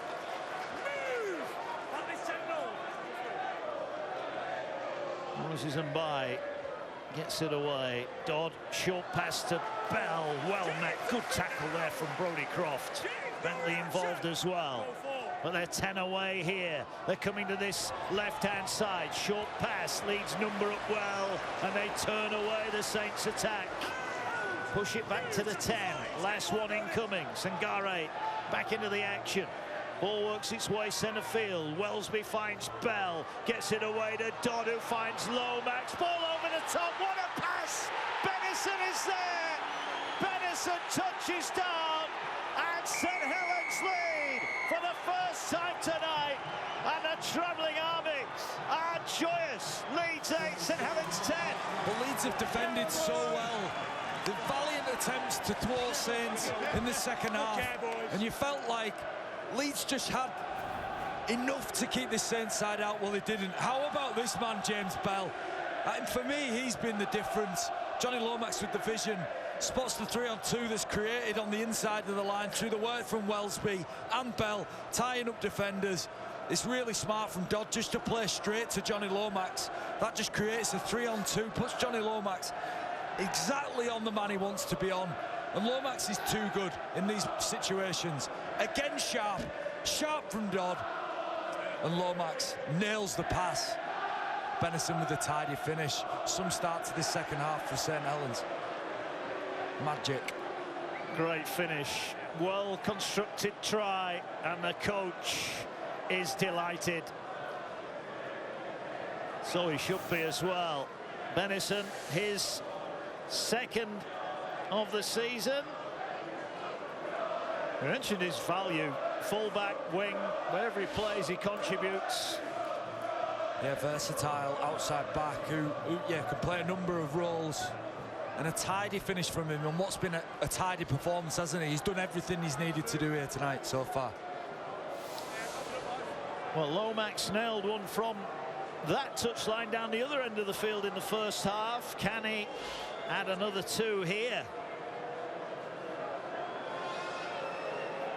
300th Super League appearance for Lomax. Strikes it pretty well. It hits the post and it goes over. A game of fine margins, and that could not have been any closer. Saints lead by 4. Yeah, fine margins. We spoke about the axis of Wellesby and Bell through the middle. Was this ball, killer ball from Dodd, killer ball from Lomax, killer finish from Benison. It's 12-8 to Saints, and then Leeds have backed that up after valiantly defending exceptionally well. This man, who's been awesome for Leeds all night, he's got the adrenaline pumping, thumps that just a metre over the dead ball line. That's a big error after conceding a try, compounding that with a poor kickoff. Just over a quarter of this game remaining. And St Helens now have got a wonderful opportunity to open up a 2-score advantage. Leeds have got some big efforts to make here.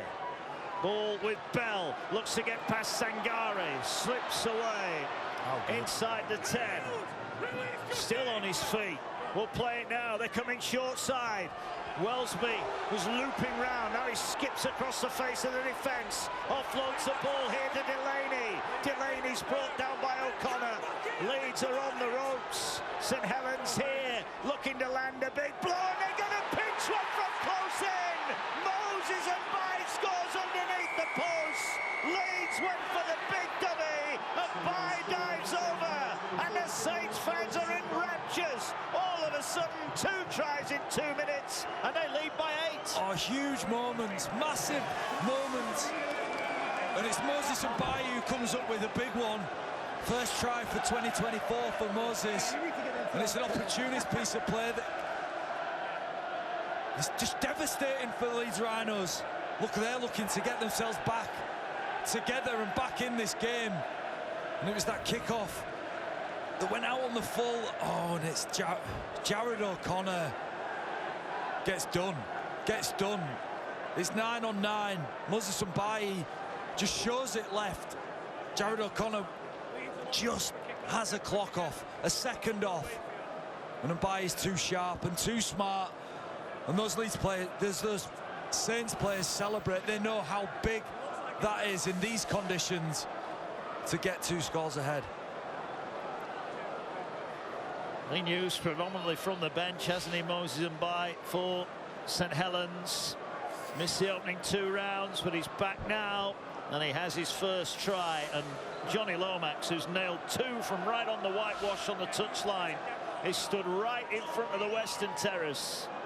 And this for a 10-point lead. Remember, Leeds were 8-0 up after 24 minutes.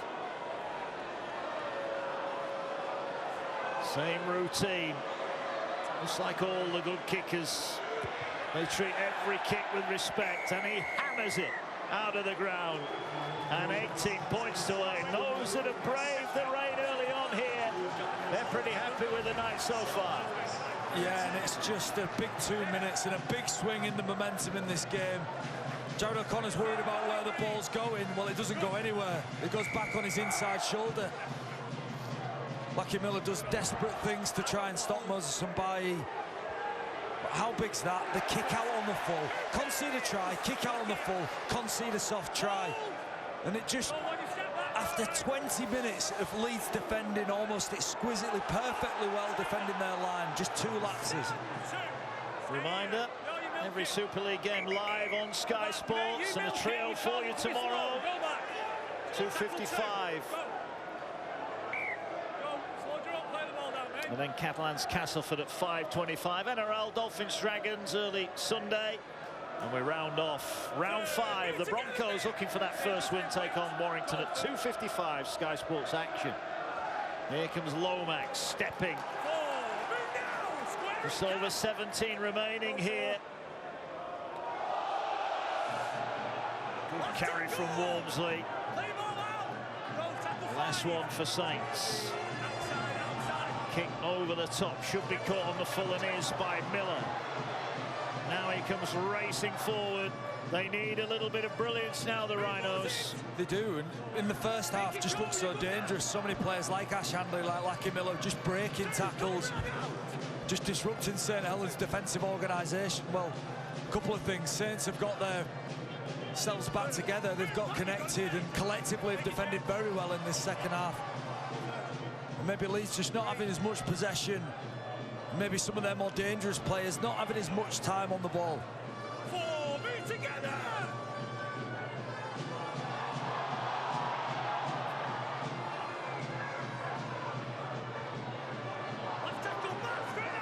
A couple of Leeds United footballers in the house.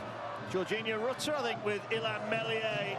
The footballers enjoying the rugby league. They might have been enjoying it a little bit more in the first half. Jorginho Rutter is a character. We filmed a feature down at Leeds United. The man on the left here, look, he's a cheeky fella. Let me tell you that. Off camera, we had some fun. He's just said there, Ilan Meslier, we can't even go to the rugby now for a quiet night out. I'll tell you what, we did a French quiz and they nailed it. Well, they're playing on Sunday, so they're not at work, I guess, tomorrow. So great to see. They're having a good season. You see the running of the EFL on Sky Sports, of course. Stay, tackle 4, fast space, mate. He's got to be somewhere, go. Well, with St Helens now trying to work their way forward. One more score they feel might just wrap this up. They're going to go high. They wait, stand, catch. Chasers are there in good numbers. They've done a really good job second half, haven't they, St Helens? They've not allowed that Leeds back three any room at all. What we spoke about in the opening 10-15 minutes of this game, how loose the ruck was for Saints, and now Rowan Smith references flops and all of that sort of carry on from St Helens to control the rucks. There's loads of ways to do that. There's no better way than winning your first up contact. And I think that's what St Helens have done much better in this second half. Really dealt with Leeds' dangerous ball carriers effectively by making great initial contact. Leeds have it 10 shy of the halfway line. You made a great point in the first half about St Helens bending but not breaking. At 8 points to 0, it maybe could and should have been more for Leeds, but they didn't take those opportunities. And St Helens have made them pay here with 18 unanswered points. High kick should be caught on the full. Wellesby collects it 20 metres off his own line. He's thinking about the expansive play, but just turns it underneath to Benison, who takes his medicine inside his own 30-metre area. It's going to take something special from Leeds here, but how many special players do they have in their team? It's just studded with players who can rip a game open, whether it's Ackers from 9, Croft, who's just a magician on the ball, or Lackey Miller, who's showing us everything that he can do with limited experience. You know, Leeds are hopeful here. They're still in this. They are. Saints, though, are looking in the mood for more points as Walmsley carries forward. Wants to play it quickly, gets it away now. Here's Knowles, gets it away. Delaney almost through the gap. 20 metres out. And Bywaits will go to his right here with Lomax out the back. Quick hands to Hurrell. Great tackle but can't complete it. Here comes Saints forward again. Wellesby gets it away to Alex Walmsley. He's going to put the kick in, Big Alex. That was a size 12 kick. Are kidding me. Run straight off, Alex. Never again. Well, that could be an opportunity here for Leeds, because on the zero tackle, and now they get a penalty. Honestly, it's just a bad play from Alex Walmsley. He's gone out of his lane, manufactured a kick, and you're right, there's consequences. 7 tackle set. Next thing, concede a penalty. Next thing, you're defending your line. You know, that's big. That's a great kick as well. They're 30 metres away here. A 70-metre turnaround potentially as Sangare bumps it forward. 25 out. Ackers is back into the action for Leeds. Can they turn this one around? Croft has got isolated, nobody with him that he could offload the ball to. But they're where they want to be as Ackers has a scoop from dummy half. Dummies, gets it away to Frawley. Frawley with a step, but Batchelor's there. Batchelor expected to be on the bench tonight. He's put it in a big stint here on his first appearance of the season. Knowles helping him out. Ball now goes centre field. Short pass to Sangare. He's put it down. Leeds waste an opportunity. Yeah. Tight play. Cam Smith at the line. It's a poor pass. It's a poor pass. It just falls behind Sangare and under so much pressure, so difficult to take. The United boys, they're fuming at him. Cam Smith should be doing better, according to the lads from United. But some top defence there from St Helens. You just wondered if that Alex Walmsley kick, that almost a moment of madness from Alex Walmsley, was going to cost St Helens. Well, it didn't, and he'll breathe a sigh of relief. He will be doing. Paul Wellens will be relieved as well. Doesn't take much to determine the outcome of a game as tight as this. But they have a 10-point advantage, St Helens, that they've worked hard to earn. Now they've got to see the job home as Alexki went in on Walmsley. But Walmsley gets up and plays it. Here now is Lomax. Gets it away to Hurrell. Runs at Frawley and McDonnell, and the tackle is made. Yeah, just a word on Joe Batchelor. You mentioned his work rate, 42 tackles, tops the tackle count. A big effort from him, having not been in the starting 13.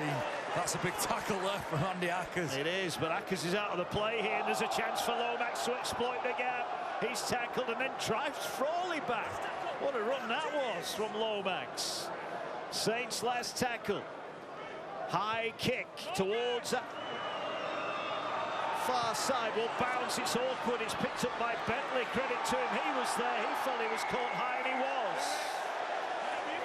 Yeah, it's a smart kick from Lewis Dodd into a difficult position. It's Batchelor and Dodd who are chasing Jack Wellesley. What about his fight to get through those defenders?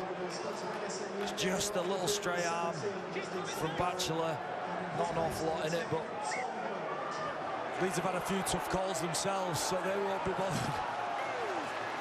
10 to go, 10 points to Leeds, set restart for Leeds. I won't say it's now or never, but chances are starting to slip away here. Can Leeds narrow the deficit? We're in for a grandstand finish if they do score the next points. Here now is Croft. Croft through one, dumped to the ground. 25 away, Ackers is in at dummy half. Gets it away to Smith. Gets it away to Frawley. Frawley with a show. Oh, he's put down. Newman has spilled it. And that is another huge Leeds opportunity that ends up with a knock-on. Yeah, time is slipping away from them. And the ball slipped away from Harry Newman here. Frawley just looking to turn Harry Newman back to the inside. Yet again, they're just more frustrated than Rowan Smith right now. But time's slipping away, isn't it, from Rowan Smith and Leeds Rhinos. It's been an exceptional first half from them. They haven't quite got it going here in the second half for whatever reason. A number of reasons. Saints have been much better. But it only takes a moment. They've not created one yet.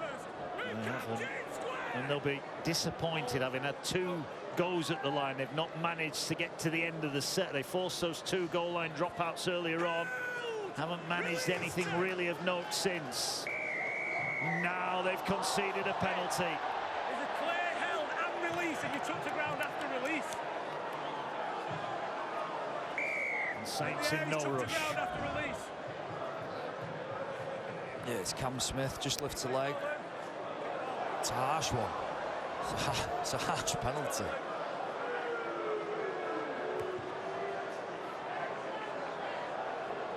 Kick to touch is a good one.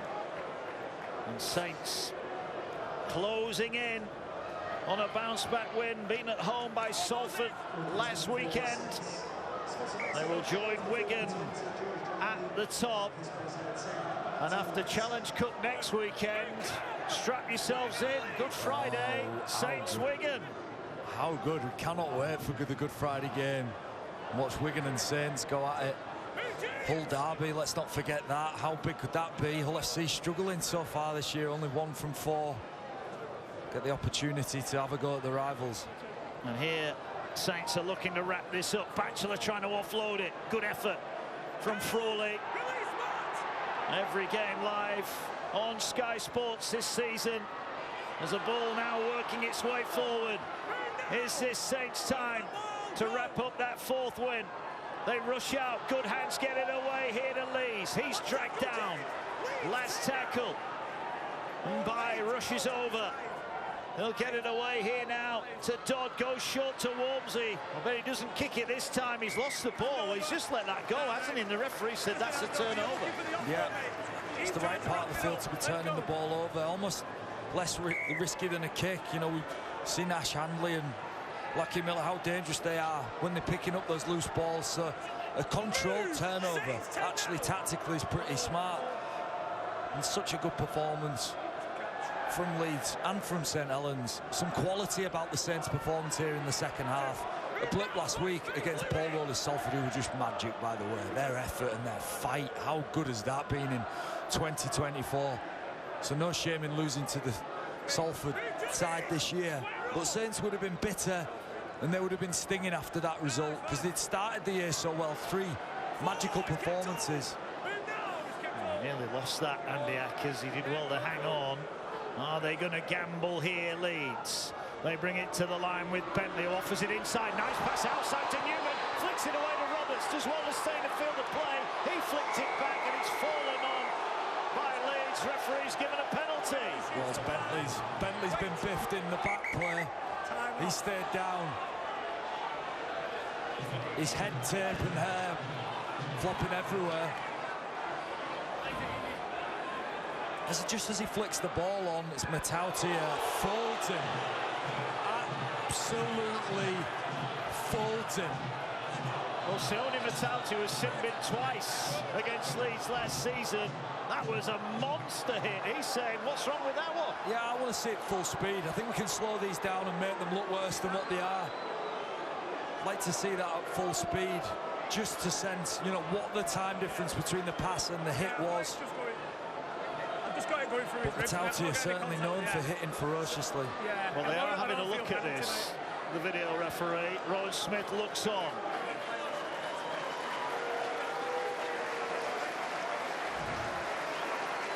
So it is going to be penalty only for Sione Matautia, that Bentley's going off for a head knock. That was a big collision. I mean, it's some tackle, isn't it? We talk about reducing tackle height. It's an exceptional cut through the midriff of Bentley. It's a fraction late. It's a penalty.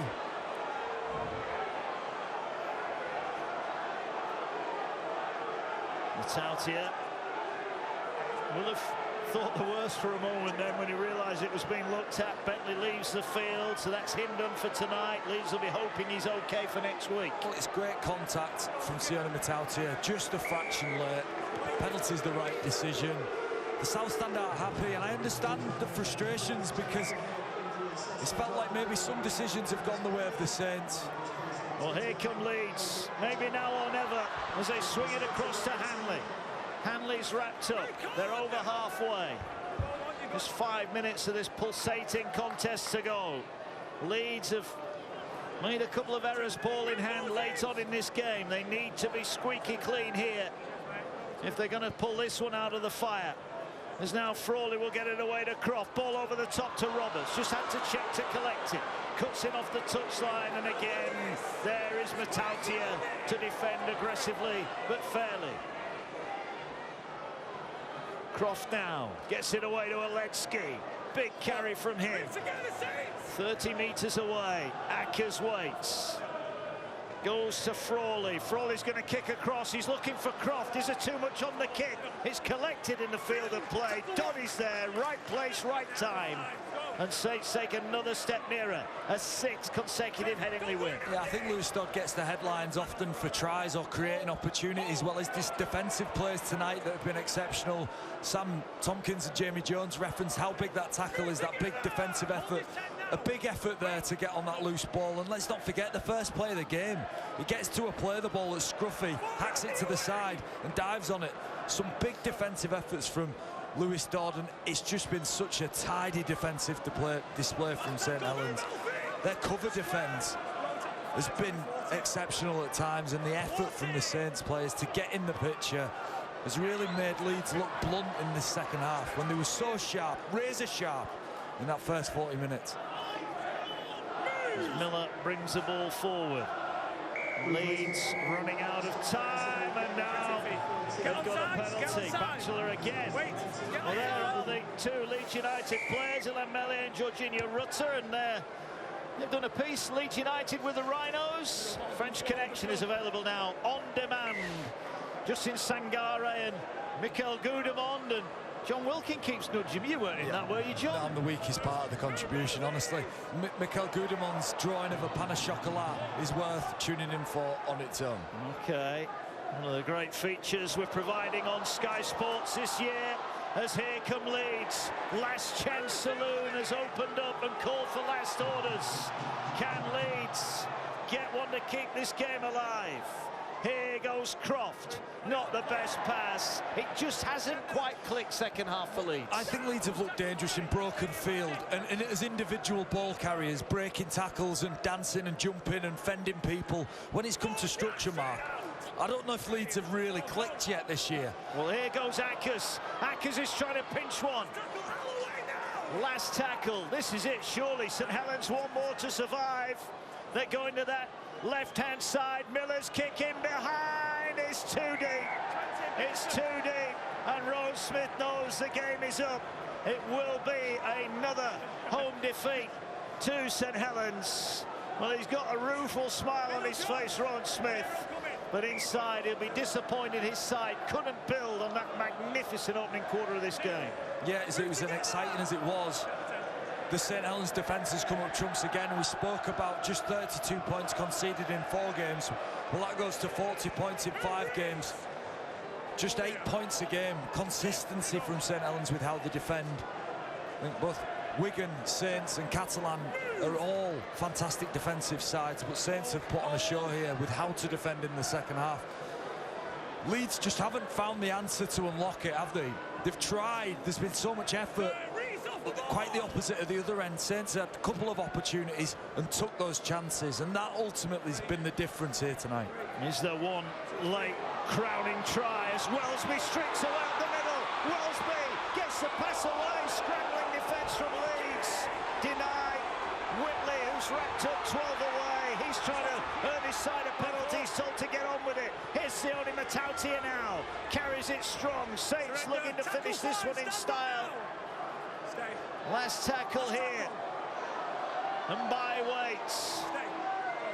He's going to go down the short side. They're just going to take the tackle, and St Helens know they are seconds away. Paul Wellens looks on. After 25 minutes, he looked a little bit ruffled, Paul, but his side have really found all the answers. I don't know any team that wouldn't be ruffled by how Leeds approached that first half. Almost impossible to defend at times, but Saints found a way to just hold them out. Leeds maybe could have got further ahead and should have got further ahead, but the second half has been a masterclass in how to defend as a unit from a very disciplined St Helens team. Brodie Croft has got his leg caught underneath him there. Hopefully he's okay. He's going to get to his feet now. Last tackle off the game. Ball carried forward. That will do it. Paul Wellens' side bounced back from their first defeat of the season last week. Jack Wellesby's try-scoring run may have ended, but he more than played his part. Moses and Byes try wrap things up, and it's celebrations all round for St Helens. Johnny Lomax's 300th Super League appearance is a winning one. His kicking was superb. For Rowan Smith, their first home defeat of the season. It's handshakes all round. It was a tough old game, but it's St Helens who joined the Wigan Warriors with 4 Super League wins to start the season. And reaction to come. Great game of rugby league. Leeds dominant early on, but Saints get it done. Leeds 8, St Helens 18. Mark John, thank you very much. We said before the game, Jamie Jones-Buchanan and Sam Tompkins, that this would be a benchmarking game for the Leeds Rhinos as they faced a step up in class. They came up short. We'll talk about them soon, but first of all, St Helens. That's a performance from a side that could be champions. Yeah, it was a game of 2 hours for St Helens. I thought in the first half they were enthused at times. Looked like Leeds were, they were always looking a little bit more threatening. I think Saints would have been happy going in just 2 points behind at half-time.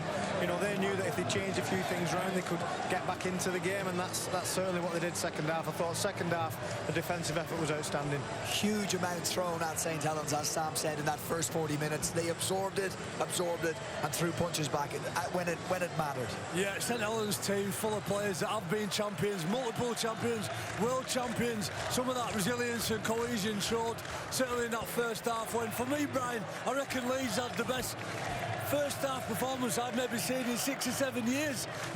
Honestly, really excited. Some of the fans out there jumping up and down, and you can see that connection and what Rowan Smith's trying to build within the team really come to the forefront. But you're looking at a champion side with some world-class players. See, Jack Wellsby's delighted with the way that St Helens performed. The bump leads away from their try line, went in with a decent score, come out second half and were just slightly better than Leeds were. And we got to credit their defence. All that was thrown at them, as Jamie said, so entertaining to watch in the first 40 minutes. Leeds Rhinos, Saints didn't have a lot of ball, had a lot of defensive work to do, and that's the bedrock of their success over the last few years. Yeah, generally the best defensive sides win the competition in Super League, and Saints have said that's been a focus for them this year. That first half would have took a lot of energy out of them defensively. They were having to move. Lockie Miller was all over the field. He was breaking 2-3 tackles every time he carried the ball. Building up a lot of work for this Saints side, but they just dug in, and in second half they nullified all Leeds threats. Matt Whitley, another good performance in his first season with the club. Congratulating Darrell Clark. I spoke to you off camera about 4 players in particular that they have in there. I'm talking about the likes of James Bell, Joe Batchelor, Morgan Knowles. Tidy players. Absolutely, yeah. They've got artisans and world-class players in there, but you've got your domestiques as well, Brian. Those boys who just go about their trade, their industry. Matt Whitley, John Wilkins mentioned it a load of times in the last few weeks. He don't need coaching. It just fits in from a quality side, and Catalan comes over, brings his trade and his professionalism and bolts it onto what's already an outstanding Saints side. You're right, the word benchmarking is absolutely bob on, and we're seeing where teams are at right now. Okay, let's hear from player of the match who's standing by with Jenna. Yeah, thanks very much, Brian. The Betfred player of the match is none other than Lewis Dodd. Lewis, that was a significant win. Just try and put into words how significant. Yeah, that was a tough game. That was what we knew it was going to be. We knew it was going to be fast. We knew it was going to be frantic. Credit to Leeds. That was a brilliant game, a tough game. But yeah, it was an important 2 points. Obviously, we come here next week, so good to get the first one on the board. We'll talk about next week in a second. Fair to say it was a game of 2 halves from St Helens? Yeah, definitely. We went us in that first half, and we spoke about it in there. We were quite calm, quite collected. Well told us what we were doing wrong and what we needed to fix it, and luckily we put it into practice in that second half. What were you doing wrong? We just wasn't sticking to the game plan. We identified a few areas where we think we can get Leeds with the ball, and we just wasn't sticking to him. Half time we spoke about it, and luckily second half we put it into practice. So how important was it to be patient out there? Yeah, we spoke about that all week. We knew Leeds were going to start big. Big crowd. The fans were amazing on both sides today. Yeah, we knew they were going to start big, and we knew we just had to stay with it, and that's something that we spoke about at half time. And luckily the boys dug deep though. Okay, let's talk about next week. What will you take out of that 80 minutes that's going to help you? Yeah, I'll start. If we're us for 80 minutes, we know we can beat anyone in the competition. So it's just about us getting that right. We'll work on that in the week, and hopefully we'll put it right next week. Lewis Dodd, congratulations. You're the Betfred player of the match. Cheers, thank you. Come on, you're on TV. Straighten up. There is the player of the match, Lewis Dodd. And let's hear from his teammate who's joining us here, pitchside, Alex Walmsley. breathing heavily. Talk us through that game. Frantic first half. What was it like from a Saints perspective? Yeah, we knew coming to Headingley it was always going to be chaotic. I think that the touch and attack inside, Everton side, and obviously Brodie Croft and Andy Ackers in particular, they've added a dimension to their attack, so we expected it. It took a lot to turn the tide, but I thought credit towards in that first half, to turn the tide and go in only 2 points behind, I thought was a gutsy effort. We knew if we kept on in the game and took handle of the middle, would have give ourselves a chance. How strained defensively did you feel in that first 40 minutes when the likes of Lachlan Miller were jumping around, finding gaps? Yeah, it's tough. It's really tough because they was throwing the ball about and it was sticking. Sometimes it doesn't stick and it goes against them, but tonight it stuck and it made a challenge for us defensively. But look, we pride ourselves on how hard we work, and we knew if we stuck in there, we hung in there long enough, that we'd get a chance to turn the tide and we'll give ourselves a chance to get back into it. And at half-time, you referenced it then, were you happy going in 2 behind? Obviously, you'd prefer to be in front, but were you happy with that scoreline after what you had to deal with in the first 40? Yeah, I think we were, because I think we showed that towards the end of the half we were starting to turn it. And look, these games is always going to be fine margin, so to be only 2 points behind against a champion side at Leeds who had so much possession in that first half was a good result for us, and we knew if Young in there would obviously get an opportunity to get the win, which thankfully we did and we took. Alex, outstanding performance, a few uncharacteristic markers from St Helens, yardage, defence, giving a couple of penalties away, 27 missed tackles as well at half-time. Was there any talk about that and how you tighten up in the middle? Yeah, that's what we spoke about. We spoke about tying up the defence. Obviously, we're invested in those early players. They've got some dangerous outside back. The full-back, the wingers, the centres, the strike across the whole board. So we knew if we invested in those early players, that would give ourselves a chance on play 4, 5 and 6. And once we turned it again, like I said, we always knew we'd get opportunities, and thankfully we've got enough quality that we took them. They say delicate touch for a big man in football, I think. Let's have a look at your touch off the boot. You can talk us through this decision, Alex. I just saw a gap, didn't I? I'm not gonna say what Johnny told me. Well, you found the gap. If you see a gap, you need to run through it. Don't try and kick a ball through it. Johnny said something along those lines, but with a few obscenities in the middle of it. So, yeah, we'll live and learn, trying to kick it back to St Helens. Listen, you got them in the cup next week. Then it's rivals round where you face Wigan. That's a great victory to take into the next 2 weeks. Yeah, look, and after that we've got Catalan. We spoke about this next block. Leeds away twice, into Wigan, into Catalan. It was always going to be a juicy 4 weeks, something that we're going to get excited about. And look, back into the cup next week, we're excited for that to go into Good Friday, but we'll take it a week at a time. You got to give them a wave. They're waiting up here. Thousands of St Helens fans, and they're delighted to get a wave from their hero, Alex Walmsley. We're going to let you go. We're going to hear from your coach. Thanks very much, Alex. We're going to hear from your coach, Paul Wellens, who's standing by with Jenna. Yeah, thanks, Ryan. He certainly is. Well, you got the win, but fair to say it wasn't a vintage St Helens performance? No, certainly not. I mean, not vintage in terms of, how crisp we were at times, but I thought we were much better in the second half and had better control over the game. I thought that was a big problem for us, especially in the first 20 minutes. But I'm immensely proud of the playing group. We had a fair bit of disruption gone before the game, which you have to deal with at times, but the lads handled it really well. On that disruption, it was obviously Tommy Makinson has tweaked his hamstring. Fair to say he probably will be out for next week? Yeah, well, so we'll do the assessments like we would with any player, but, when it's your hamstring, it's never usually a 1 week thing, so, we'll keep our fingers crossed, but, if Tommy isn't there next week, we'll adapt as we have done tonight. What would you say was the biggest turning point of that 80 minutes? I think there was a period at the back end of the first half where we just started to gain a little bit of control in the game, and I thought Leeds were outstanding, particularly earlier on in the game, really challenged us, and we lost control in a big way. So it's a lesson that we're going to have to learn because we play them again next week. But yeah, I thought towards the back end of the first half we started to gain some control, and that worked in our favour. So what was your halftime message? Precisely that. I'm conscious of not saying too much, given the fact that we do have to play them next week. But I was just proud of the way that the guys committed to the way we play. I didn't think we did that in the first 20 minutes, and hopefully we can learn some valuable lessons from them. What would you say was the biggest lesson learned tonight? Play together. I think we're at our best when we're connected, whether that's with or without the ball. I thought in the first 20 minutes we weren't either, but once we got to grips with that, we were much improved. But having said that, I do feel there's a lot more still in us. But that hard-fought win has got to give you a load of confidence ahead of the Cup next week. It gives us confidence. Yeah, I think I've got a confident group nonetheless. But I think also, you know, both teams will look at the performance tonight. They'll look at areas where they can be better. They'll look at areas which they did really well and come back here and try and improve next week. So we certainly won't use tonight's results as anything, you know, regards to the cup game next week. And then after that cup game is, of course, the derby against Wigan. Exciting one. Yeah, it's always exciting. It's always, obviously, it gets settled in the calendar. Look, we're excited. We've got a big month coming up, and, you know, starting with tonight, you know, run of big games, which is, you know, all players and coaches, everybody likes being involved in the big games. So there's a run of them coming up for us, but we'll look no further than Leeds next week. Well, Ends, congratulations. Well, it is indeed a big run. Back-to-back games against Leeds in the Super League you've just seen. In the Challenge Cup next week, then Wigan, Catalan Dragons, Hull FC and Huddersfield. I'll say to you, Sam Tom, because by the time they come to face the Catalan Dragons, they will be battle-hardened.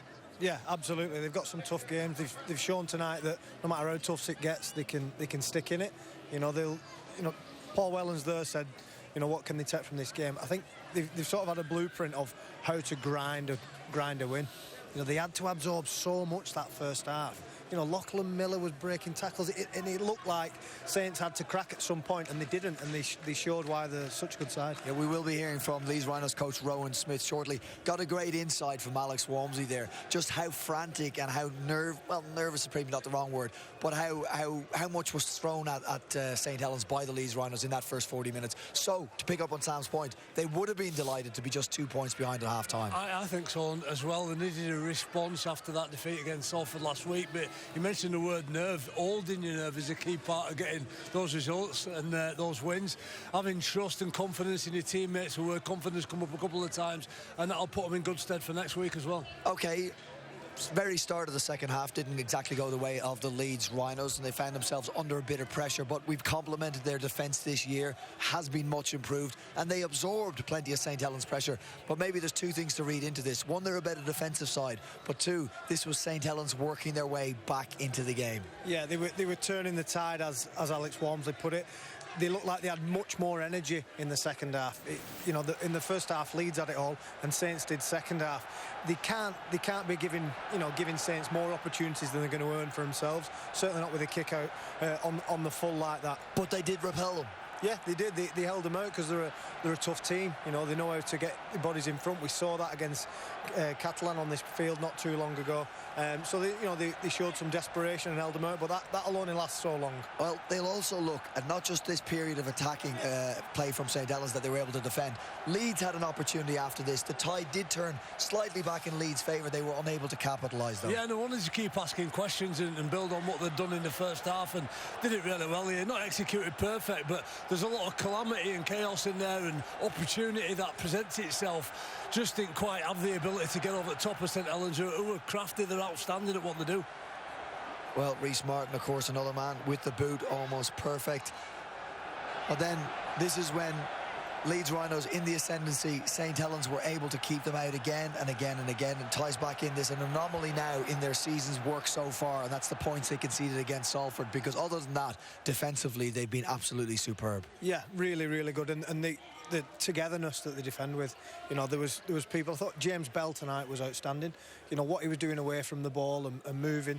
You know, Leeds were trying to replicate that at times, but I thought Saints, just as a unit, the way that they worked together tonight got them through the tough periods. Okay, we've complimented their defence, I should say. They 8-6 at that stage. Then they scored the try through John Bennison. Now, this impressed you for a number of reasons. First, the amount of people, how crisp it was, and the amount of people and who got their hands on the ball. Yeah, I think it's key when you need points that the right people get the ball in the hands. They had the 9, the 6, the 7, the 1, and James Bell, the ball playing 13 that was on the field at the time. But it was the precision of the passing. Every one of these passes has to be on the money. The try is, you know, he's inches from getting tackled in the end, or, you know, putting the ball over the line. Every pass is on the money. If one of those passes is slightly behind, slightly in front, Bennison doesn't score that try. It's just a detail as well, keeping really square, and again we see it here, just overeating from Jared O'Connor, working too hard, and that's part of his DNA. He wants to work hard and look after his team, but sometimes it's about being calm and being connected in that moment, and, you know, and by getting over there, and that just took it out of Leeds' hands. Okay, I'm trying to figure out what happened in the second half. Leeds so good, so entertaining, threw so much at St. Helens in the first 40 minutes, and we didn't see it. We didn't see the same amount of enthusiasm and endeavour in the second half. Is that down to St. Helens doing something, or Leeds just falling away from what they did in the first 40? It was probably a combination of the two. I thought the first half, Leeds had a clear plan. When they received a kick from Saints, Lachlan Miller was passing it straight to his left edge, and I think that was game plan. They wanted to get around Conrad Hurrell. They thought it was a mismatch in speed on the left edge, certainly with Ash Hanley out there as well. The second half, they didn't quite get them opportunities. I think that was partly down to Saints' kick chase being a little bit better, and Leeds not quite having that energy. You know, there's a few times where Lachlan Miller wanted to look, and he didn't have. Does it take that much out of you playing that way? It does, because you're moving, whether the ball's near you or not. You know, when they had people bouncing back against they had a lot of plays going to the left, switching it back to the right, which was an effort to break down the Saints' defence. But that means you've got more players moving in attack as well, and I think that showed. They looked pretty heavy-legged in the second half. There'll be a little level of psychological energy drain as well when you've thrown that many punches in that first half and come away with very little on the scoreboard. You know, you go, what do we need to do to break this St. Helens side down? And they are resolute, and you know, they were the better side in the second half. Okay, the thoughts of Jamie Jones-Buchanan and Sam Tompkins. What say you, Rowan Smith, coach of the Leeds Rhinos? Here he is with Jenna. Yeah, thanks very much, Brian. I have the Leeds Rhinos head coach, Rowan Smith. Rowan, how did you see that one slip away? We played really well first half, I thought. Probably didn't see it on the scoreboard as much as we would have liked in that first half, but I love the process. And we're playing against a champion team there that know how to play that footy, and they've, that group have played a lot of those types of games, so it'll put us in good stead for the following weeks. So I feel like you should have probably had more points on the board at halftime. Yeah, but momentum and flow of the game doesn't always reflect points, and sometimes you've got to be patient enough to get the points later on.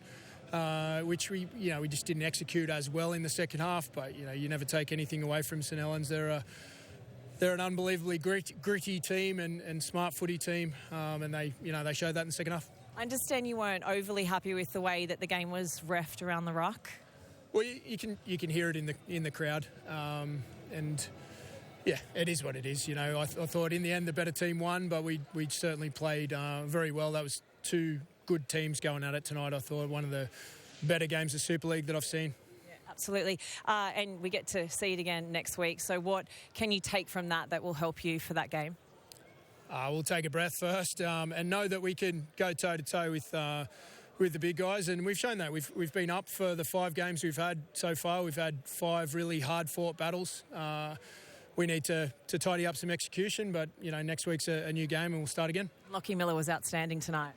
Yeah, he's slowly progressed. He started with the basics at fullback doing pretty good the first couple of rounds, but we started to see a bit more of the attacking side of the game coming out for him. And for players coming over here from Australia or New Zealand, it's a massive move and transformation for the family, and the culture and the weather and everything's different here. So I think people need to be patient, and he's played well in his 5 weeks, and Wonga Blake on the other side of the field, his best is yet to come as well. But, people don't always, not always patient enough. Lachie will be a big part of what we do this year. Yeah, can't wait for a drier track to see them in action. Just finally, James Bentley came off for an HIA. Is there any update on that?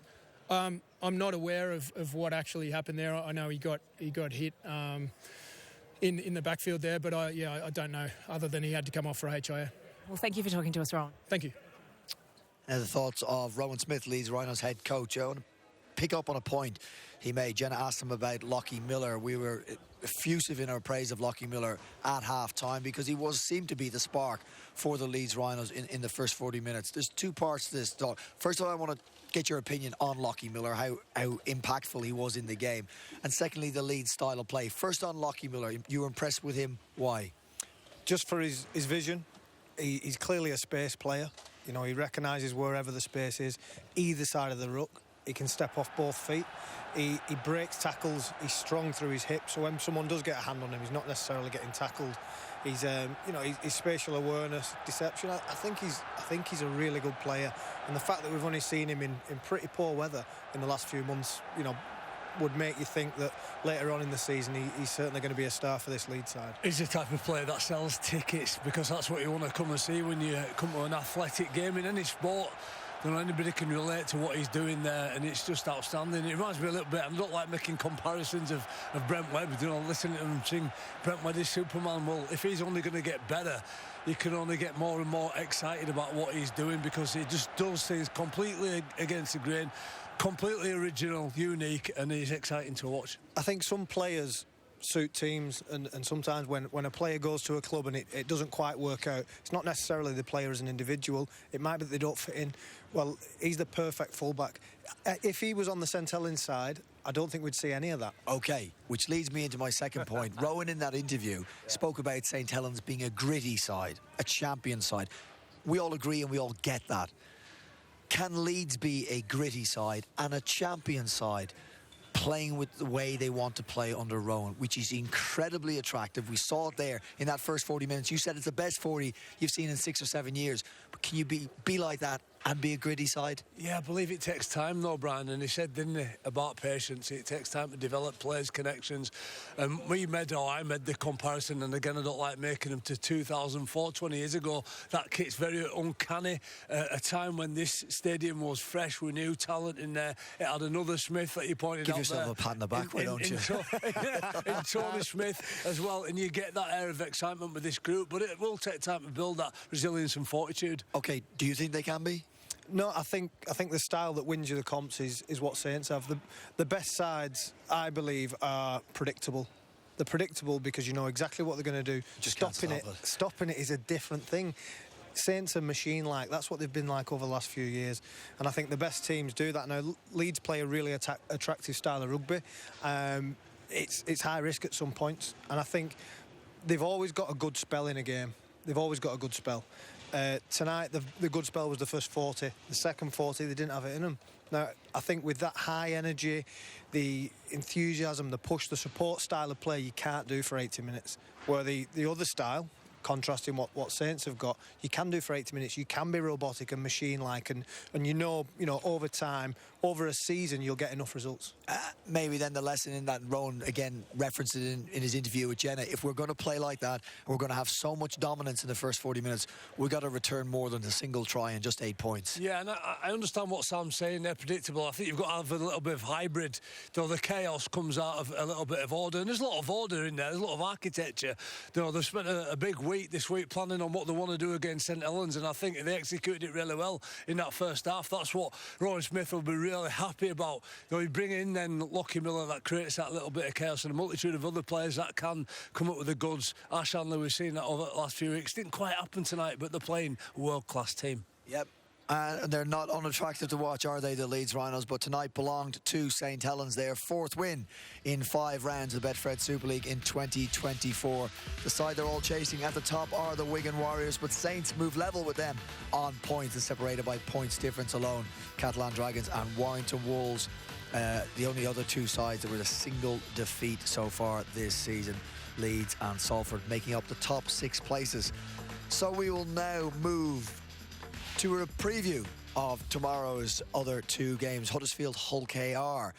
And we spoke briefly about this yesterday. This is a big game for both of these sides. Huddersfield coming off the back of a massive win points-wise against Castleford Tigers, who are having a difficult year. Hull KR looking to avoid a 3rd consecutive defeat, Jamie. Yeah, I think Hull KR have been outstanding. Been down at Craven Park and seeing what Willie Peters has done with that side, getting better and better. They must be really frustrated with some results that they haven't picked up. They've got a lot of their best players on the field right now, but you've got to think about Huddersfield, who are back at home. 2 bookends, started the season really well. A massive, confident performance against Castleford last week. I think they're going to start scoring points in the 22 that Hull KR let in is going to have to be better than that tomorrow. And the important thing for Hull KR, I should say, is not to throw the baby out with the bathwater. They lose to Salford at Salford. Well, now we've got to revisit how good Salford are this season, and then they lose to Warrington Wolves in a game they could very easily have won. Yeah, they've not had all the wins this year, Hull KR, but I think they've been very good. I think they've had some outstanding performances individually and as a group, but it's just not showed on the league table just yet. But I think that'll be a great game. I think Huddersfield going away, scoring 50 points. them being back at home, there's almost an expectation you better be good at home as well. You know, you can't just go to Castle and score 50 points. You've got to go in front of your home fans and score some points. So I think it's set to be a great one. Yeah, I mean, robotic, I don't want to be unfair here, robotic but effective. I think when it clicks for Huddersfield, they are absolutely that, and they are a hard side to beat. So that'll be an interesting game between Huddersfield and Hull FC, or Hull KR, I should say, Hull FC and Lee. Now, Lee have got some problems injury-wise. Lachlan Lamb has been named in their squad. We're not sure he's going to make kick-off. Right. He's not playing. I'm pretty sure. You're pretty confident. I'm pretty confident, and I think the fact that he's not playing I think he's probably as big of a loss to Lee as any player could be to any team in Super League. I think he's that pivotal for this Lee side. Well, you could say the same about Edwin Ipape. You could say the same about John Asiata, who won't be available for Lee as well. Scored a few more players who are leaders within that team. Opportunity for Hull FC. Massive opportunity. That was the word I was going to use. And if they can't get it right this time, right, and then there's things to look at there. But yeah, massive opportunity for Hull FC to get a win. They're not at the best at the minute, Lee, but we'll see what happens. Can they get it, Hull FC? I think they need to. They need to. They've been poor this year. If they can't go and beat a Lee side that's depleted with, the best three players out, Tom Briscoe out, they're really down to the bare bones. You might not get a better chance to beat Lee. No, this is it. Yeah. If they can't go and beat Lee, then I think as a Hull fan you'd be worried. Okay, Craig Lingard scathing about the performances of some of his players following that defeat to Huddersfield that we've already referenced. They go to the south of France in Saturday evening's game. It's a big ask for the Castleford Tigers. Yeah, it is. I think what Castleford have got on the side is they've got a big point to prove. They'll have had a tough week at training. It's a lonely place, isn't it, Jonesy? When after a tough loss like that, you walk in the changing rooms and you walk on the training pitch. It's not a nice environment.